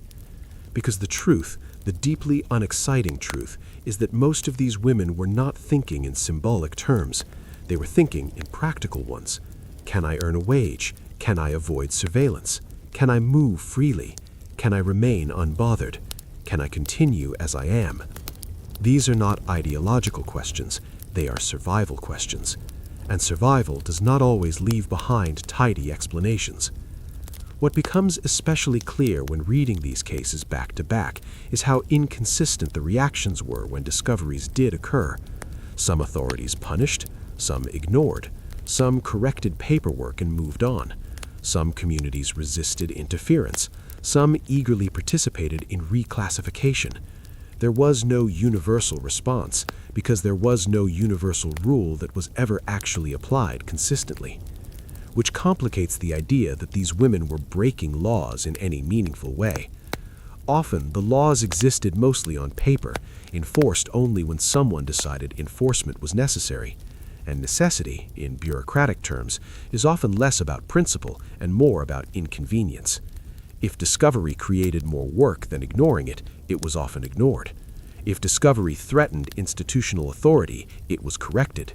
If discovery embarrassed someone powerful, it was buried. And if discovery occurred after death, it became a curiosity rather than a crisis. This selective enforcement tells us something important about how power actually functioned. It was not rigid, it was situational, and these women, knowingly or not, learned to navigate those situations with impressive accuracy. They chose environments where scrutiny was low. They selected roles that rewarded competence over conformity. They avoided situations that required intimate verification. And over time, they built lives that were resilient precisely because they were unremarkable. Unremarkable people attract less attention. Less attention means fewer questions. Fewer questions means safety. This pattern repeats across centuries, continents, and cultures, which makes it increasingly difficult to argue that these lives were aberrations. They were not rare accidents, they were recurring responses to limited options. History just prefers to talk about them as surprises. Even language struggles here. Terms shift depending on era, discipline, and agenda. Disguise, passing, cross-dressing, identity, performance. Each word carries assumptions that do not always apply cleanly to lived experience. And once a term is chosen, it tends to shape interpretation more than evidence does. But the evidence, sparse as it often is, keeps pointing back to the same reality. These women lived as men because it worked. It worked socially, it worked economically, it worked emotionally, at least enough to be preferable to the alternatives. And that preference is what modern readers sometimes find hardest to accept, because it challenges comforting narratives about progress, liberation, and choice. It forces us to acknowledge that for long stretches of history, autonomy was not about self-expression, but about strategic silence, about knowing when not to explain yourself, about understanding that being understood was not always the goal. Sometimes being left alone was. This is why so many of these stories end quietly, with no declarations, no confessions, no clarifying moments that satisfy modern curiosity. The women involved did not feel compelled to justify themselves, because justification assumes an audience entitled to explanation. They did not grant that entitlement. Instead, they lived, and then they stopped living, and what followed was everyone else trying to make sense of that fact without ever having been invited into it. History predictably struggled. Archives misfiled records, names were changed retroactively, pronouns were corrected with confident red ink, biographies hedged and qualified, scholars argued across footnotes, and all the while, the actual shape of these lives remained stubbornly resistant to simplification, which is perhaps their quiet triumph. They did not leave behind manifestos, but they left behind evidence that systems bend, that categories blur, and that lived reality often outpaces theory by several centuries. They demonstrated, simply by existing, that social structures are less fragile than their gatekeepers claim, and they did so without demanding recognition. As we reach the end of this part and drift closer to the very end of the entire series, let this idea rest gently in the background. These women were not anomalies waiting to be explained. They were solutions to problems history refuses to admit it created. They found paths where none were advertised. They stayed on those paths quietly, and they asked very little in return. History can try to rename them as much as it wants. It can argue endlessly about what they meant, but it cannot undo the simple fact that they lived full, functional lives in defiance of expectations, and did so without spectacle. All right, stay still, just a little longer now. All right, let's sink a little deeper into the quiet now, because this is the stretch where nothing dramatic happens, nothing is resolved, and yet the meaning keeps accumulating, slowly, almost accidentally, the way dust gathers on a shelf no one bothers to wipe because it isn't bothering anyone enough to justify the effort. This is the afterlife of these stories, the part that happens long after the people themselves are gone, when their lives stop being lived and start being discussed, catalogued, interpreted, and occasionally argued over by people who were never present for the long stretches of ordinary time that actually defined them. What history tends to do here is something very human and very predictable. It becomes uncomfortable with silence. Because silence leaves room for uncertainty, and uncertainty makes people nervous, especially when they believe they are supposed to understand the past better than the past understood itself. So, historians, writers, documentarians, and casual readers alike begin filling that silence with explanations, motives, and frameworks that feel satisfying, even when they are not strictly supported by evidence. This is where the stories begin to drift away from the lives. A woman who lived as a man for 40 years becomes a symbol, or a puzzle, or a footnote in a debate that was not occurring while she was alive. Her choices are examined for coherence, her consistency is questioned, her privacy is retroactively framed as secrecy, and her restraint is mistaken for deception. And in doing so, the most important feature of her life is often missed entirely, which is that it worked. Not perfectly, not without cost, but well enough to be worth repeating, day after day, year after year, until repetition itself became proof. This is where modern discomfort creeps in quietly, because many people want these stories to lead somewhere. They want them to point toward progress, or identity, or liberation, or tragedy, or heroism. They want arcs and conclusions, and what they get instead is persistence. Persistence is not flashy. Persistence does not announce itself. Persistence simply continues. And that continuation is deeply unsatisfying to narratives that rely on revelation or transformation. So, history often cheats. It zooms in on the moment of discovery because that moment has tension. It highlights the examination, the paperwork, the shocked reactions, because those are legible events. And it minimizes the decades of routine that preceded them, because routine is harder to dramatize and harder to monetize. But those decades are the story.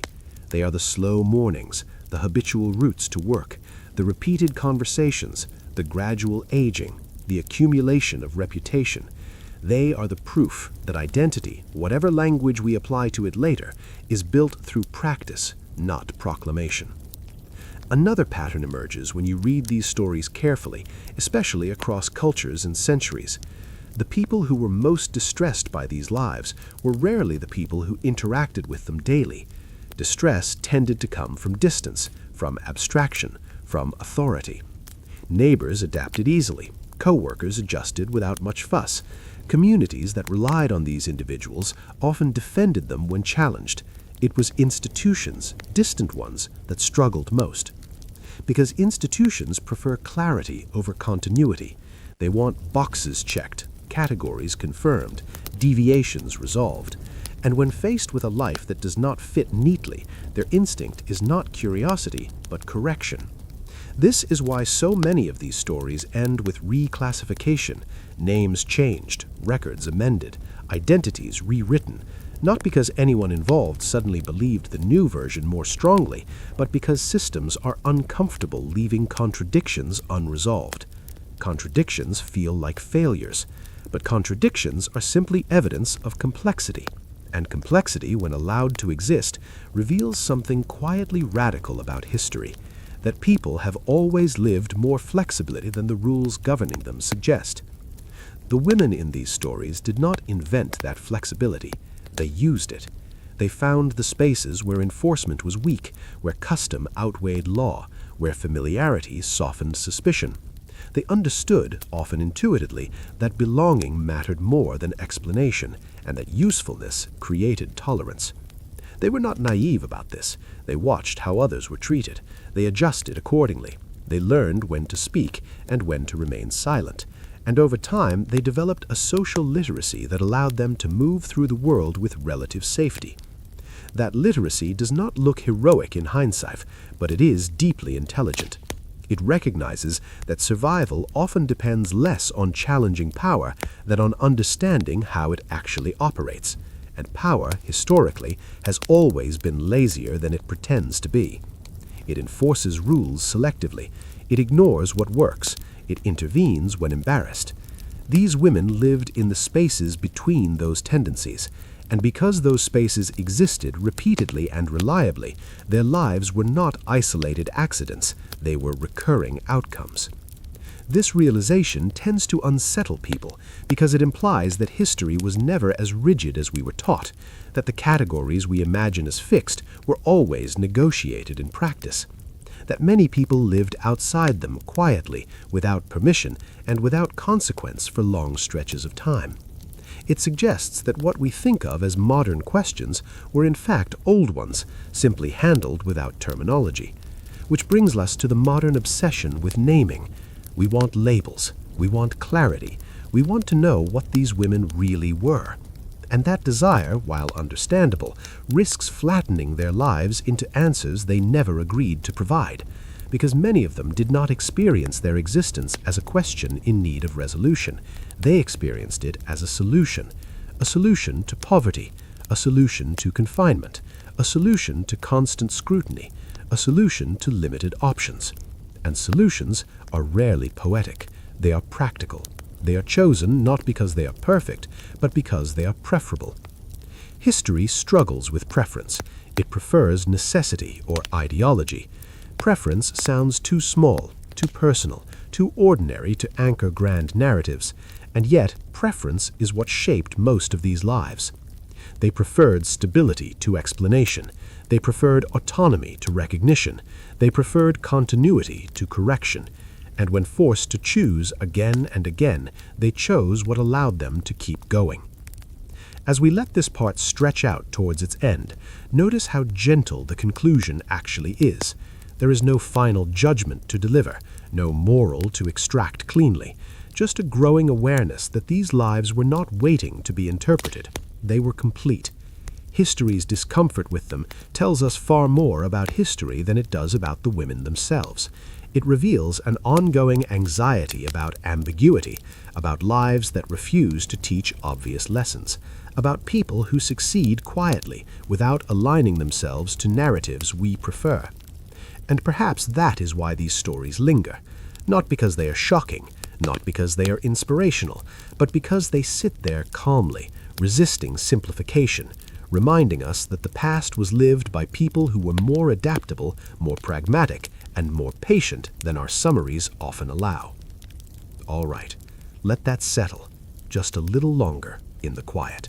All right, let's stay right here in the quiet a little longer, because this is the part where history does something very familiar and very human, which is that it slowly gets tired, not of the facts themselves, but of the discomfort those facts create. And so it begins the long, gentle process of forgetting without ever admitting that it is forgetting at all. For the women who lived as men, this forgetting was not sudden. It did not arrive as censorship or erasure in a dramatic sense. Instead, it arrived as softening, as simplification, as repetition of the same safe sentences until the edges of their lives were worn smooth enough to handle without unease. Their stories became shorter over time. Details dropped away. Context faded. Motivation was reduced to a single sentence that sounded authoritative but explained very little. And eventually, their lives were absorbed into familiar patterns that history already knew how to manage. A woman who lived as a man for decades became a curiosity, then a case, then an example, and finally, almost inevitably, an exception. Calling something an exception is one of history's favorite ways to avoid thinking too hard, because exceptions do not require structural explanations. They do not challenge systems. They do not demand reconsideration. They simply exist on the margins, politely ignored once acknowledged. But when you step back and look at the sheer number of these stories spread across centuries and continents, the word exception starts to feel strained. Exceptions are rare. These lives were not. They appeared wherever restrictions were tight, surveillance was uneven, and labor was needed. They emerged in wars, in ports, in workshops, in religious institutions, in rural communities, and in expanding cities. They surfaced wherever opportunity existed just beyond the reach of women as women. And that repetition should matter more than it usually does. because repetition suggests pattern, and pattern suggests structure. History, however, prefers to talk about individuals rather than systems, because individuals can be admired or dismissed without threatening the narrative that everything else was functioning as intended. So these women are remembered as clever, brave, deceptive, tragic, or mysterious, depending on the mood of the storyteller. But rarely are they remembered as predictable outcomes of limited choices. And limited choices are uncomfortable to dwell on. They force us to admit that for long stretches of history, living honestly as a woman often meant living poorly, precariously, or under constant supervision, that dignity was rationed, that autonomy was conditional, and that survival sometimes required creativity that looked, from the outside, like defiance. But from the inside, it often felt like pragmatism. This is another detail history tends to flatten, the emotional tone of these lives. Modern retellings often search for inner turmoil, identity crisis, or dramatic conflict, because those are recognizable narrative beats. But many of the surviving accounts suggest something far quieter: relief, focus, routine. Once the initial transition was complete, many of these women describe feeling less anxious, not more, less observed, less interrupted, less corrected. Life became harder physically, perhaps, but socially simpler. Expectations were clearer, authority was easier to navigate, and the constant negotiation of womanhood receded into the background. That trade-off mattered, and because it mattered, it was repeated. This is where the forgetting becomes especially telling. History tends to remember suffering vividly when it fits familiar frameworks, but it struggles with suffering that is alleviated through means it does not fully endorse. When people improve their lives in unofficial ways, especially quiet ways, history becomes uneasy about acknowledging that improvement, because improvement implies failure elsewhere. If living as a man offered safety, autonomy, or stability that living as a woman did not, then the system that restricted women deserves scrutiny. And scrutiny, applied retroactively, can feel destabilizing. So, instead, history shifts focus. It emphasizes discovery over duration. It highlights moments of exposure rather than years of normalcy. It treats the ending as the point of meaning, rather than the long middle where life actually happened. In doing so, it reassures itself that order was ultimately restored, that categories were reaffirmed, that ambiguity was temporary. But ambiguity was never temporary. It was continuous. The women in these stories navigated ambiguity daily. They lived inside it. They adjusted to it. They made it functional. And the fact that they could do so for decades suggests that society, despite its rhetoric, was far more adaptable than it liked to admit. People learned who to trust. Communities learned what to overlook. Institutions learned when to intervene and when to remain silent. This learning process did not require ideology. It required experience. And experience tends to soften absolutes. That softening is visible in the way these women were remembered by those who knew them best. Accounts from coworkers, neighbors, and acquaintances often focus on character rather than category. Reliability, kindness, skill, temperament. These qualities mattered more in daily life than abstract definitions ever did, which raises an uncomfortable question for historians. If people could live alongside these women without constant crisis, without moral panic, without social collapse, then what exactly was being protected by strict definitions of gender? And who benefited most from maintaining them? These questions are rarely asked directly because they push us towards structural critique rather than individual storytelling. And structural critique requires us to admit that constraints were not merely cultural quirks, but mechanisms of control. Control over labor, control over movement, control over bodies, control over visibility. The women who lived as men slipped partially out of that control, not through confrontation, but through alignment with roles that were valued enough to be protected. That protection was conditional, of course. It could be withdrawn. It often was. But while it lasted, it offered something rare, a livable life. And livable lives have a way of justifying themselves. This is perhaps why history struggles to fully absorb these stories. They do not resolve into cautionary tales or triumph narratives.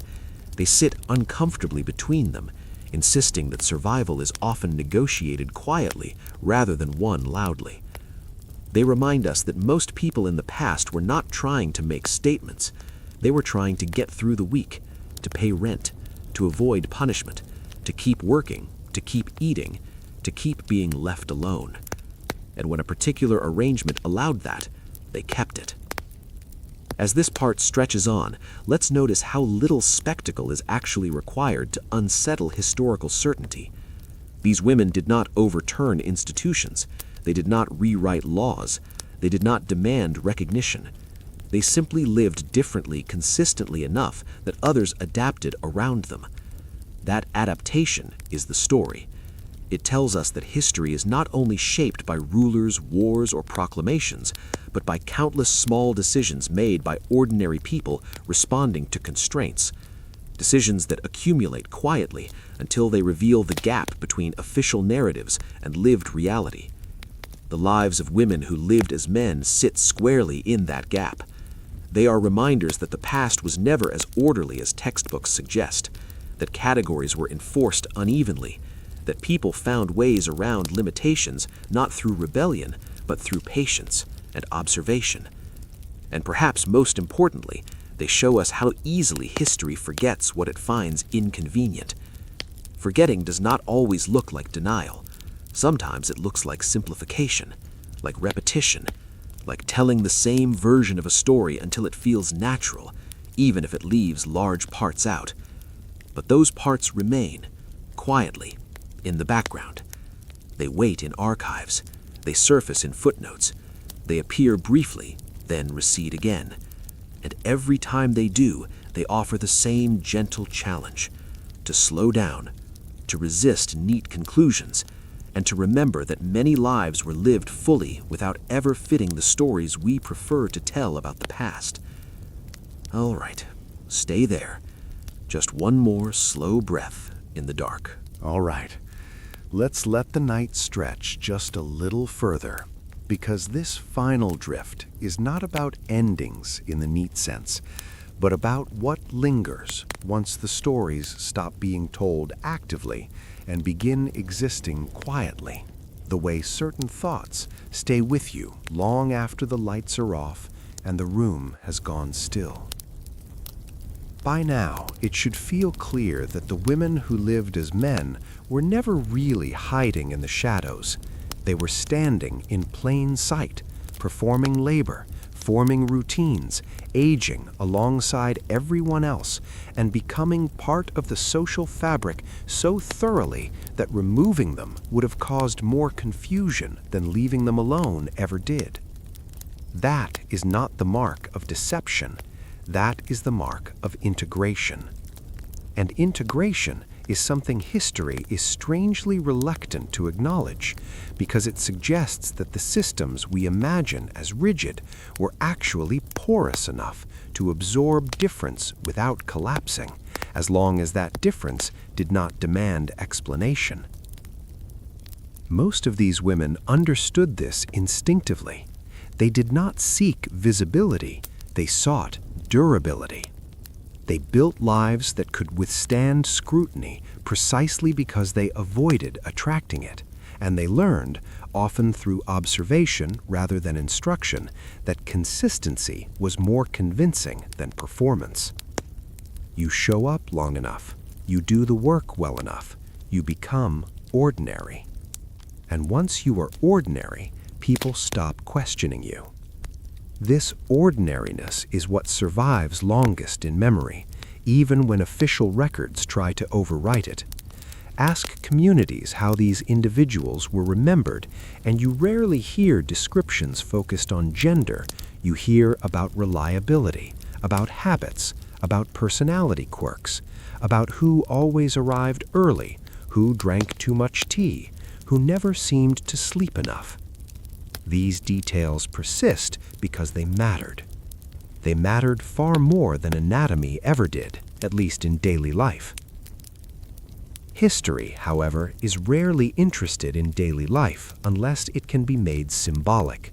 And so the symbolic versions of these women tend to flatten them into something more legible and less threatening. They become metaphors for rebellion or suffering or disguise, depending on the storyteller's needs. But metaphors erase texture. Texture lives in repetition, in boredom, in routine. And these lives were full of routine, which is why they resist being told cleanly. There is no single moment that explains them, no turning point that justifies everything that follows, no revelation that resolves the discomfort they create for readers who want clarity. Instead, there is accumulation, years of choosing the same path because it works. Years of maintaining the same presentation because changing it would create unnecessary risk. Years of being known for what you do rather than what you are expected to be. That accumulation is quiet, but it is powerful. It reveals something deeply inconvenient about the past, that many people lived outside prescribed roles, not by challenging them directly, but by slipping into alternative ones that were rewarded enough to be protected. And protection, once extended, has a way of reshaping rules. Not officially, not openly, but practically. Rules are enforced by people. People make decisions based on familiarity. Familiarity breeds tolerance. This chain of events is visible again and again in these stories, and it is what makes them feel strangely modern despite unfolding centuries ago. They remind us that societies have always negotiated norms in practice, even while insisting on rigidity in theory. That contradiction has never gone away. It simply changes vocabulary. What also becomes clear as we sit with these stories long enough is how much restraint they required, not just in presentation, but in desire. Desire for recognition, desire for explanation, desire to be understood on one's own terms. Many of these women relinquished those desires, not because they lacked them, but because they recognized the cost of pursuing them. Explanation invites interrogation. Recognition invites oversight. Being understood invites categorization. And categorization invites control. So instead, they chose something quieter. They chose to be known only as much as necessary. They chose to let their actions speak and their histories remain partial. This choice is often misunderstood as fear or repression, but it can also be read as strategic clarity, a clear-eyed understanding of what the world offered and what it demanded in return. The world offered mobility, wages, and relative safety. In return, it demanded silence. For many, that was an acceptable trade.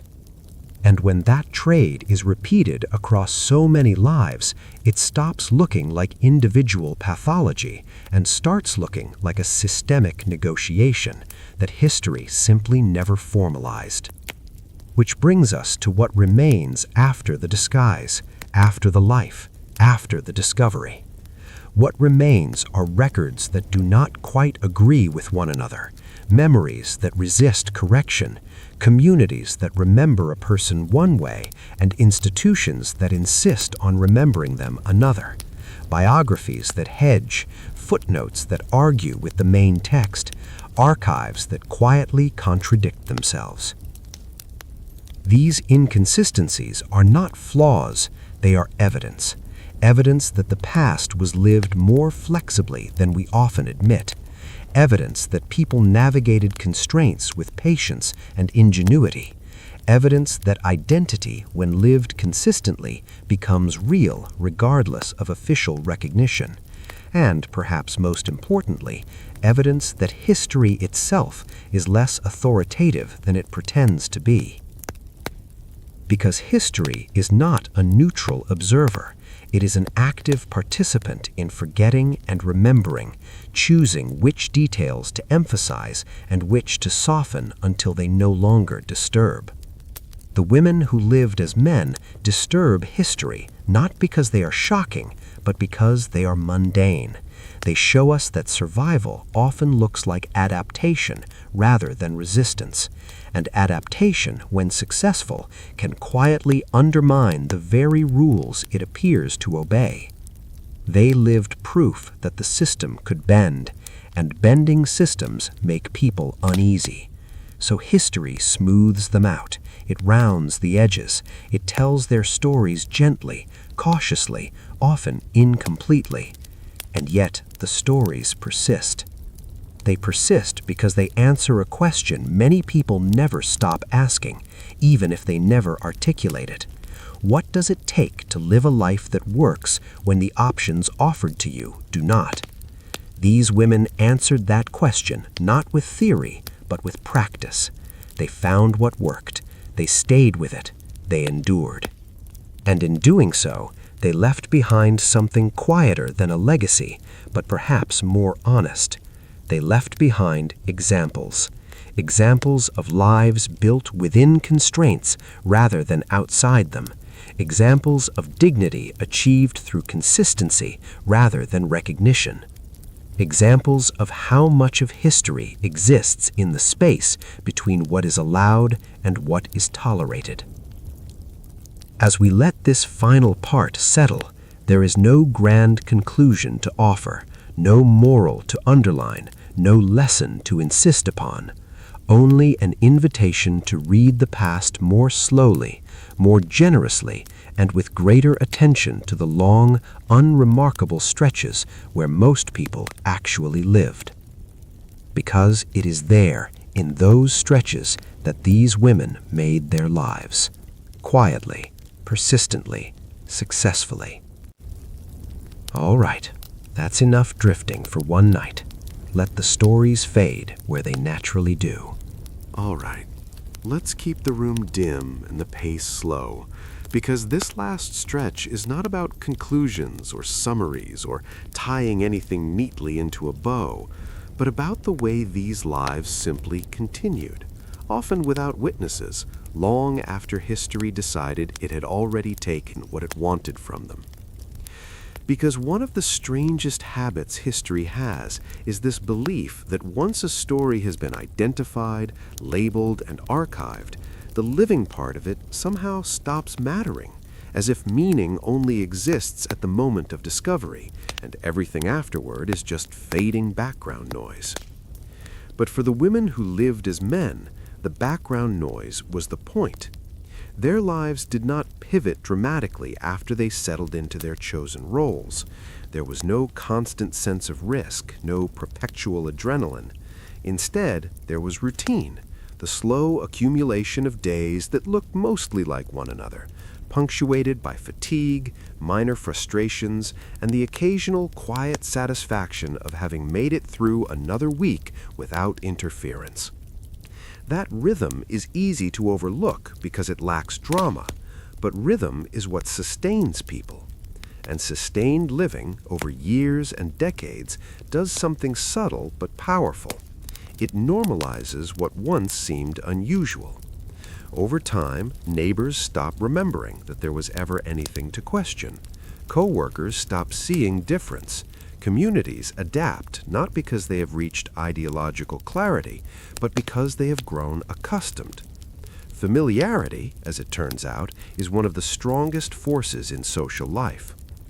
Many of these women understood this instinctively. They did not rush. They did not draw attention. They allowed time to do what time does best, which is soften edges and blur origins. And once that happened, once familiarity replaced curiosity, the disguise ceased to feel like a disguise even to those maintaining it. At that point, the performance narrative collapses. Because performances require effort, they require awareness, they require an audience. But these lives, once established, were not maintained for an audience. They were maintained for continuity. and continuity does not ask to be watched, it asks only to be allowed. This is why so many of these stories, when examined closely, feel oddly anticlimactic. There is no central turning point, no dramatic confrontation, no final confession that explains everything retroactively. There is just continuation. Work continues, bodies age, health fluctuates, relationships shift subtly, and within that continuation, gender becomes less of a daily concern and more of a background assumption, something that is rarely examined because there is no incentive to examine it. That lack of incentive is crucial. People ask questions when something disrupts their expectations.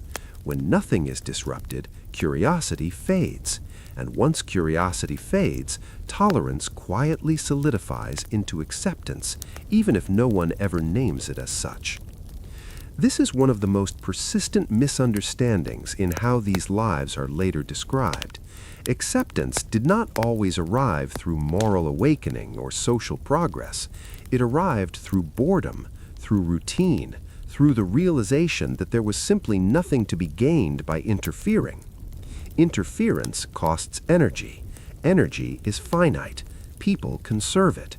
So long as these women fulfilled their roles competently, the world largely left them alone. And that silence, that absence of scrutiny, was not accidental. It was negotiated daily through reliability, predictability, and restraint. Reliability builds trust. Trust reduces oversight. Reduced oversight creates space, and space is where these lives unfolded. It is also where they become hardest for history to pin down, because history prefers moments over durations. It prefers disruption over maintenance. It prefers events that can be dated and cited. Long stretches of normalcy are inconvenient. They resist compression. They refuse to resolve into lessons, and so they are often summarized away, reduced to a sentence that leaps from beginning to end without acknowledging the long, unremarkable middle. But the middle was where identity actually lived. In the middle, these women developed habits, opinions, reputations. They argued with coworkers. They complained about wages. They got tired of the same routines everyone else complained about. They were not symbols to themselves. They were people trying to get through the day. And that ordinariness matters more than it is usually allowed to, because it reminds us that these lives were not defined by constant fear or constant resistance. They were defined by adaptation, by learning the limits of tolerance and staying just comfortably within them, by understanding that being predictable was safer than being interesting. That lesson, learned quietly over time, shaped behavior in ways that later observers sometimes mistake for repression. But repression implies a self denied to emerge. What we often see instead is a self that has already emerged and found a workable shape, a shape that fit the world well enough to survive. This is why so many of these women resisted reclassification later in life when institutions finally noticed them. The resistance was not ideological, it was practical. Reclassification would undo years of accumulated social capital. It would disrupt relationships that had formed organically. It would introduce instability where there had been equilibrium. And equilibrium, once achieved, is fiercely protected. History tends to frame that resistance as denial or confusion, but neither explanation does justice to the clarity involved. These women knew exactly who they were in the context that mattered most, their daily lives. External labels offered nothing that continuity did not already provide. Which brings us back again to the quiet arrogance of historical interpretation. Because interpretation often assumes that meaning must be articulated to be real, that identity must be declared to exist, that silence is absence rather than choice. But silence can be deliberate. Silence can be strategic. Silence can be sufficient. The women in these stories used silence not as erasure, but as insulation. It protected their routines. It preserved their relationships. It kept the world from asking questions that would only complicate what was already working. And in that sense, their silence was not passive. It was active maintenance. Maintenance is not glamorous. It does not inspire monuments, but it is what keeps lives intact. And many of these women spent decades maintaining carefully balanced existences that history later reduced to curiosities. That reduction tells us something uncomfortable about how we value lives. We value disruption. We value revelation. We value moments that can be pointed to and explained. We struggle with lives that simply persist without commentary. And yet, persistence is what most people aim for, whether history notices or not. As we let this final part stretch on, notice how little actually needs to happen for a life to be meaningful. There are no climactic scenes here, no final speeches, just the steady accumulation of days lived on one's own terms, within constraints that were navigated rather than confronted. That navigation required intelligence, it required patience, it required restraint, qualities history rarely celebrates but quietly relies on. Because without people who adapt, systems collapse under their own rigidity. These women, by finding ways to live within and around restrictions, demonstrated the elasticity of social structures long before anyone bothered to theorize about it. They were not trying to prove anything. They were trying to live. And they did. And that, in the end, is the most unsettling part for history.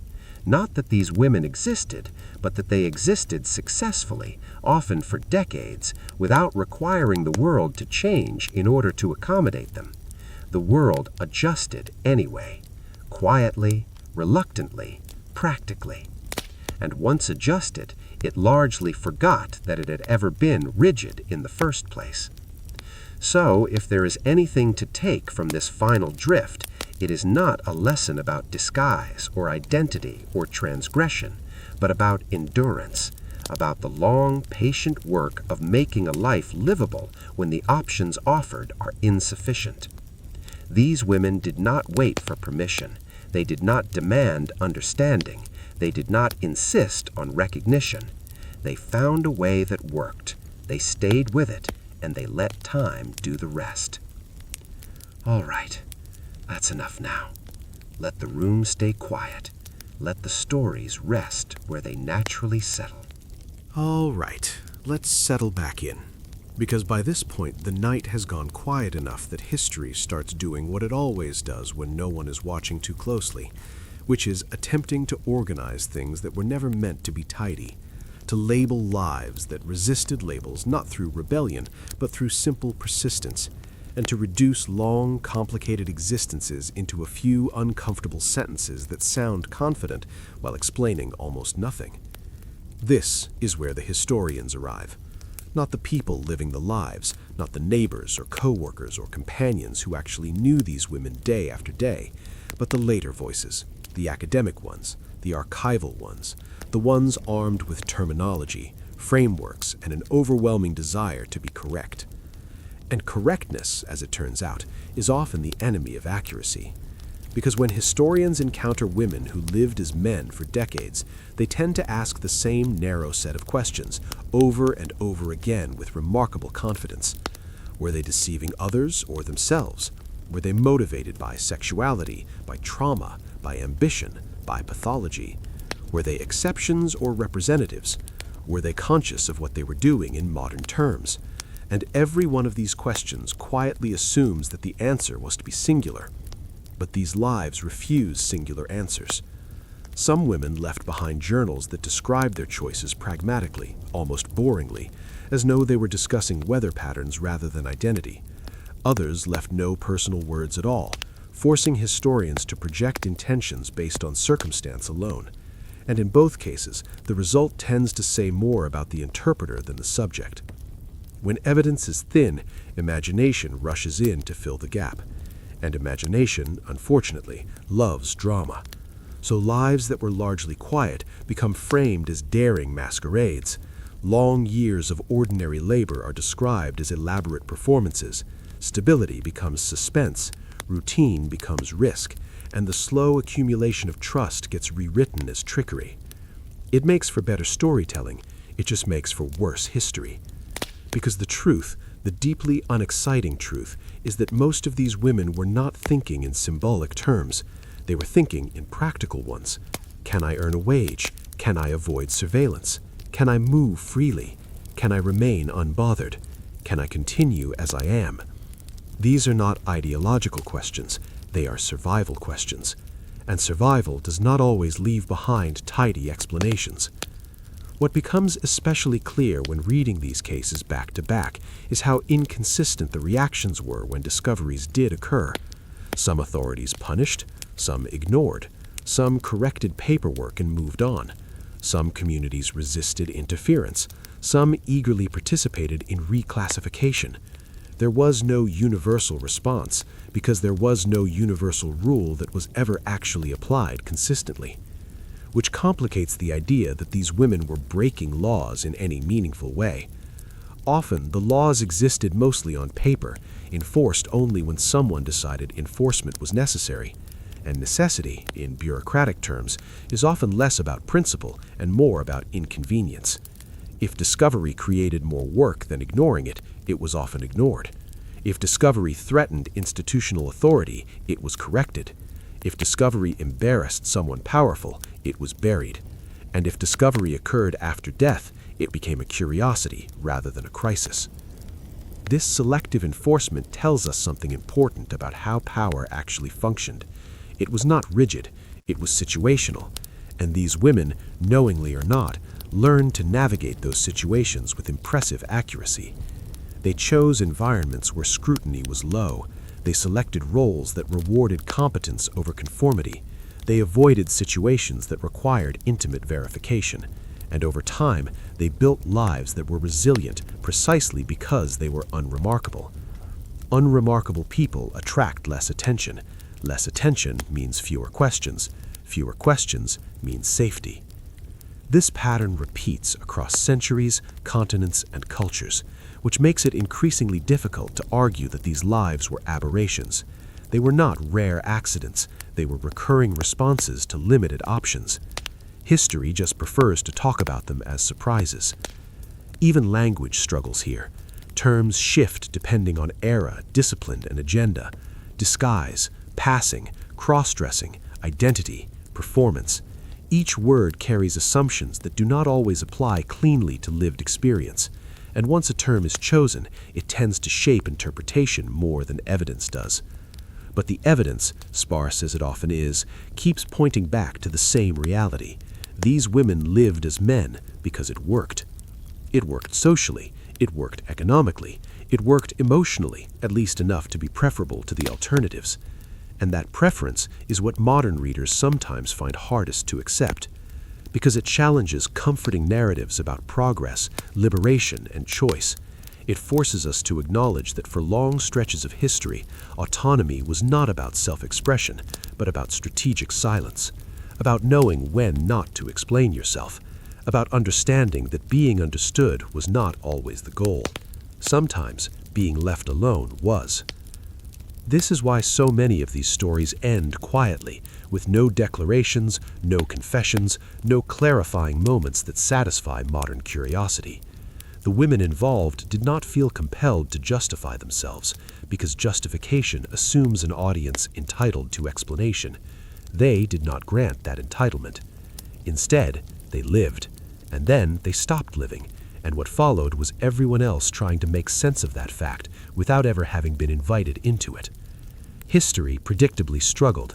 Archives misfiled records, names were changed retroactively, pronouns were corrected with confident red ink, biographies hedged and qualified, scholars argued across footnotes, and all the while, the actual shape of these lives remained stubbornly resistant to simplification, which is perhaps their quiet triumph. They did not leave behind manifestos, but they left behind evidence that systems bend, that categories blur, and that lived reality often outpaces theory by several centuries. They demonstrated, simply by existing, that social structures are less fragile than their gatekeepers claim, and they did so without demanding recognition. As we reach the end of this part and drift closer to the very end of the entire series, let this idea rest gently in the background. These women were not anomalies waiting to be explained. They were solutions to problems history refuses to admit it created. They found paths where none were advertised. They stayed on those paths quietly, and they asked very little in return. History can try to rename them as much as it wants. It can argue endlessly about what they meant, but it cannot undo the simple fact that they lived full, functional lives in defiance of expectations, and did so without spectacle.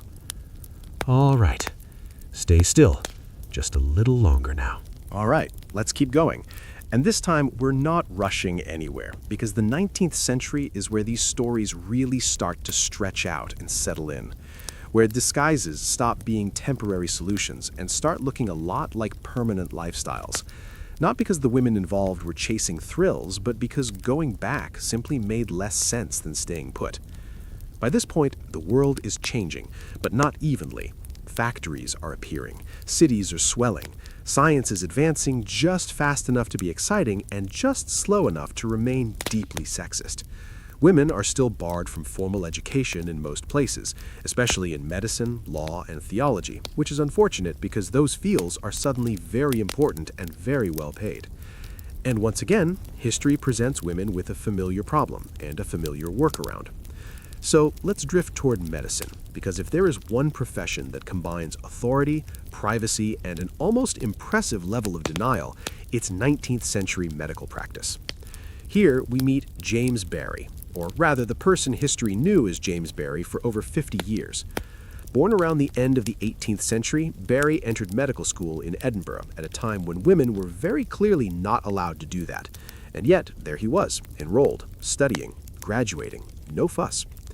Barry went on to become a military surgeon in the British Army, serving across the empire in places like India, South Africa, and the Caribbean. He was brilliant, difficult, temperamental, and extremely concerned with hygiene, which immediately sets him apart from most doctors of the era. He argued with superiors, he advocated for better sanitation, he performed one of the earliest successful cesarean sections in which both mother and child survived, which is quite extraordinary given the conditions of the time. Throughout his career, Barry was known for being short, sharp-tongued, oddly youthful, and intensely private. Rumors followed him, as rumors always do, but none of them quite landed. He dressed carefully, he avoided physical examinations, he kept his personal life sealed off, and for decades, no one officially questioned his gender. It was only after Barry's death that a nurse, while preparing the body, discovered that he had been assigned female at birth, and this revelation caused administrative chaos. The army panicked, records were sealed, discussions were shut down, because acknowledging the truth would mean admitting that a woman had served successfully as a senior military doctor for half a century. So the system did what systems do best. It stopped talking about it. Barry's story is often framed as a mystery or a controversy, but what's striking is how little drama there actually was during his life. He wasn't discovered, he wasn't denounced, he wasn't forced out. He simply lived as a man because that was the only way he could practice medicine at the level he clearly belonged. And when death finally revealed the secret, the institution decided that ignorance was preferable to honesty.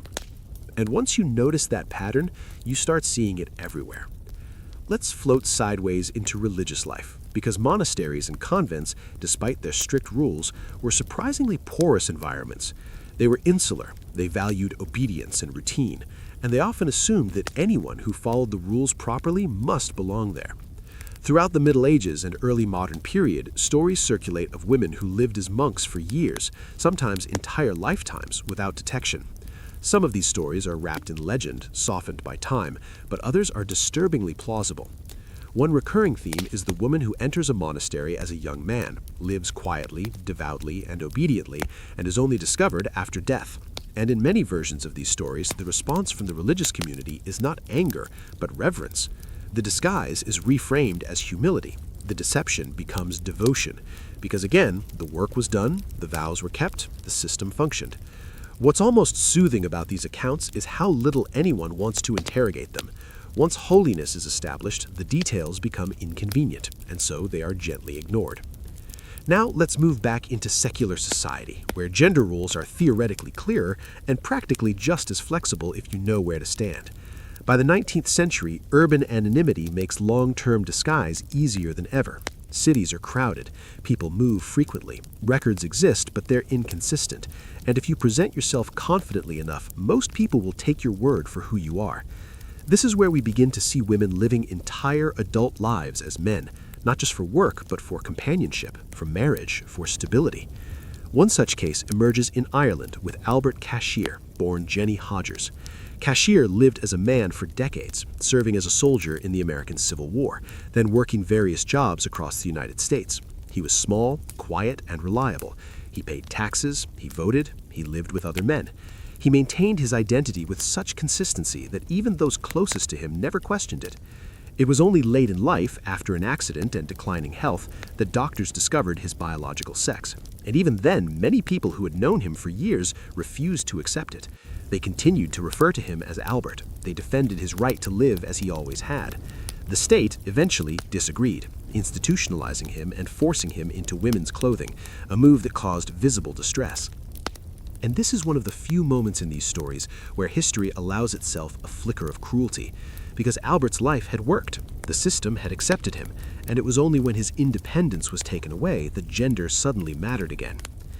What we see here over and over is that masculinity functioned as a kind of social passport. It granted access to space, labor, respect, and movement, and once a woman successfully acquired that passport, the world was often reluctant to revoke it unless forced. Marriage, in particular, posed an interesting challenge.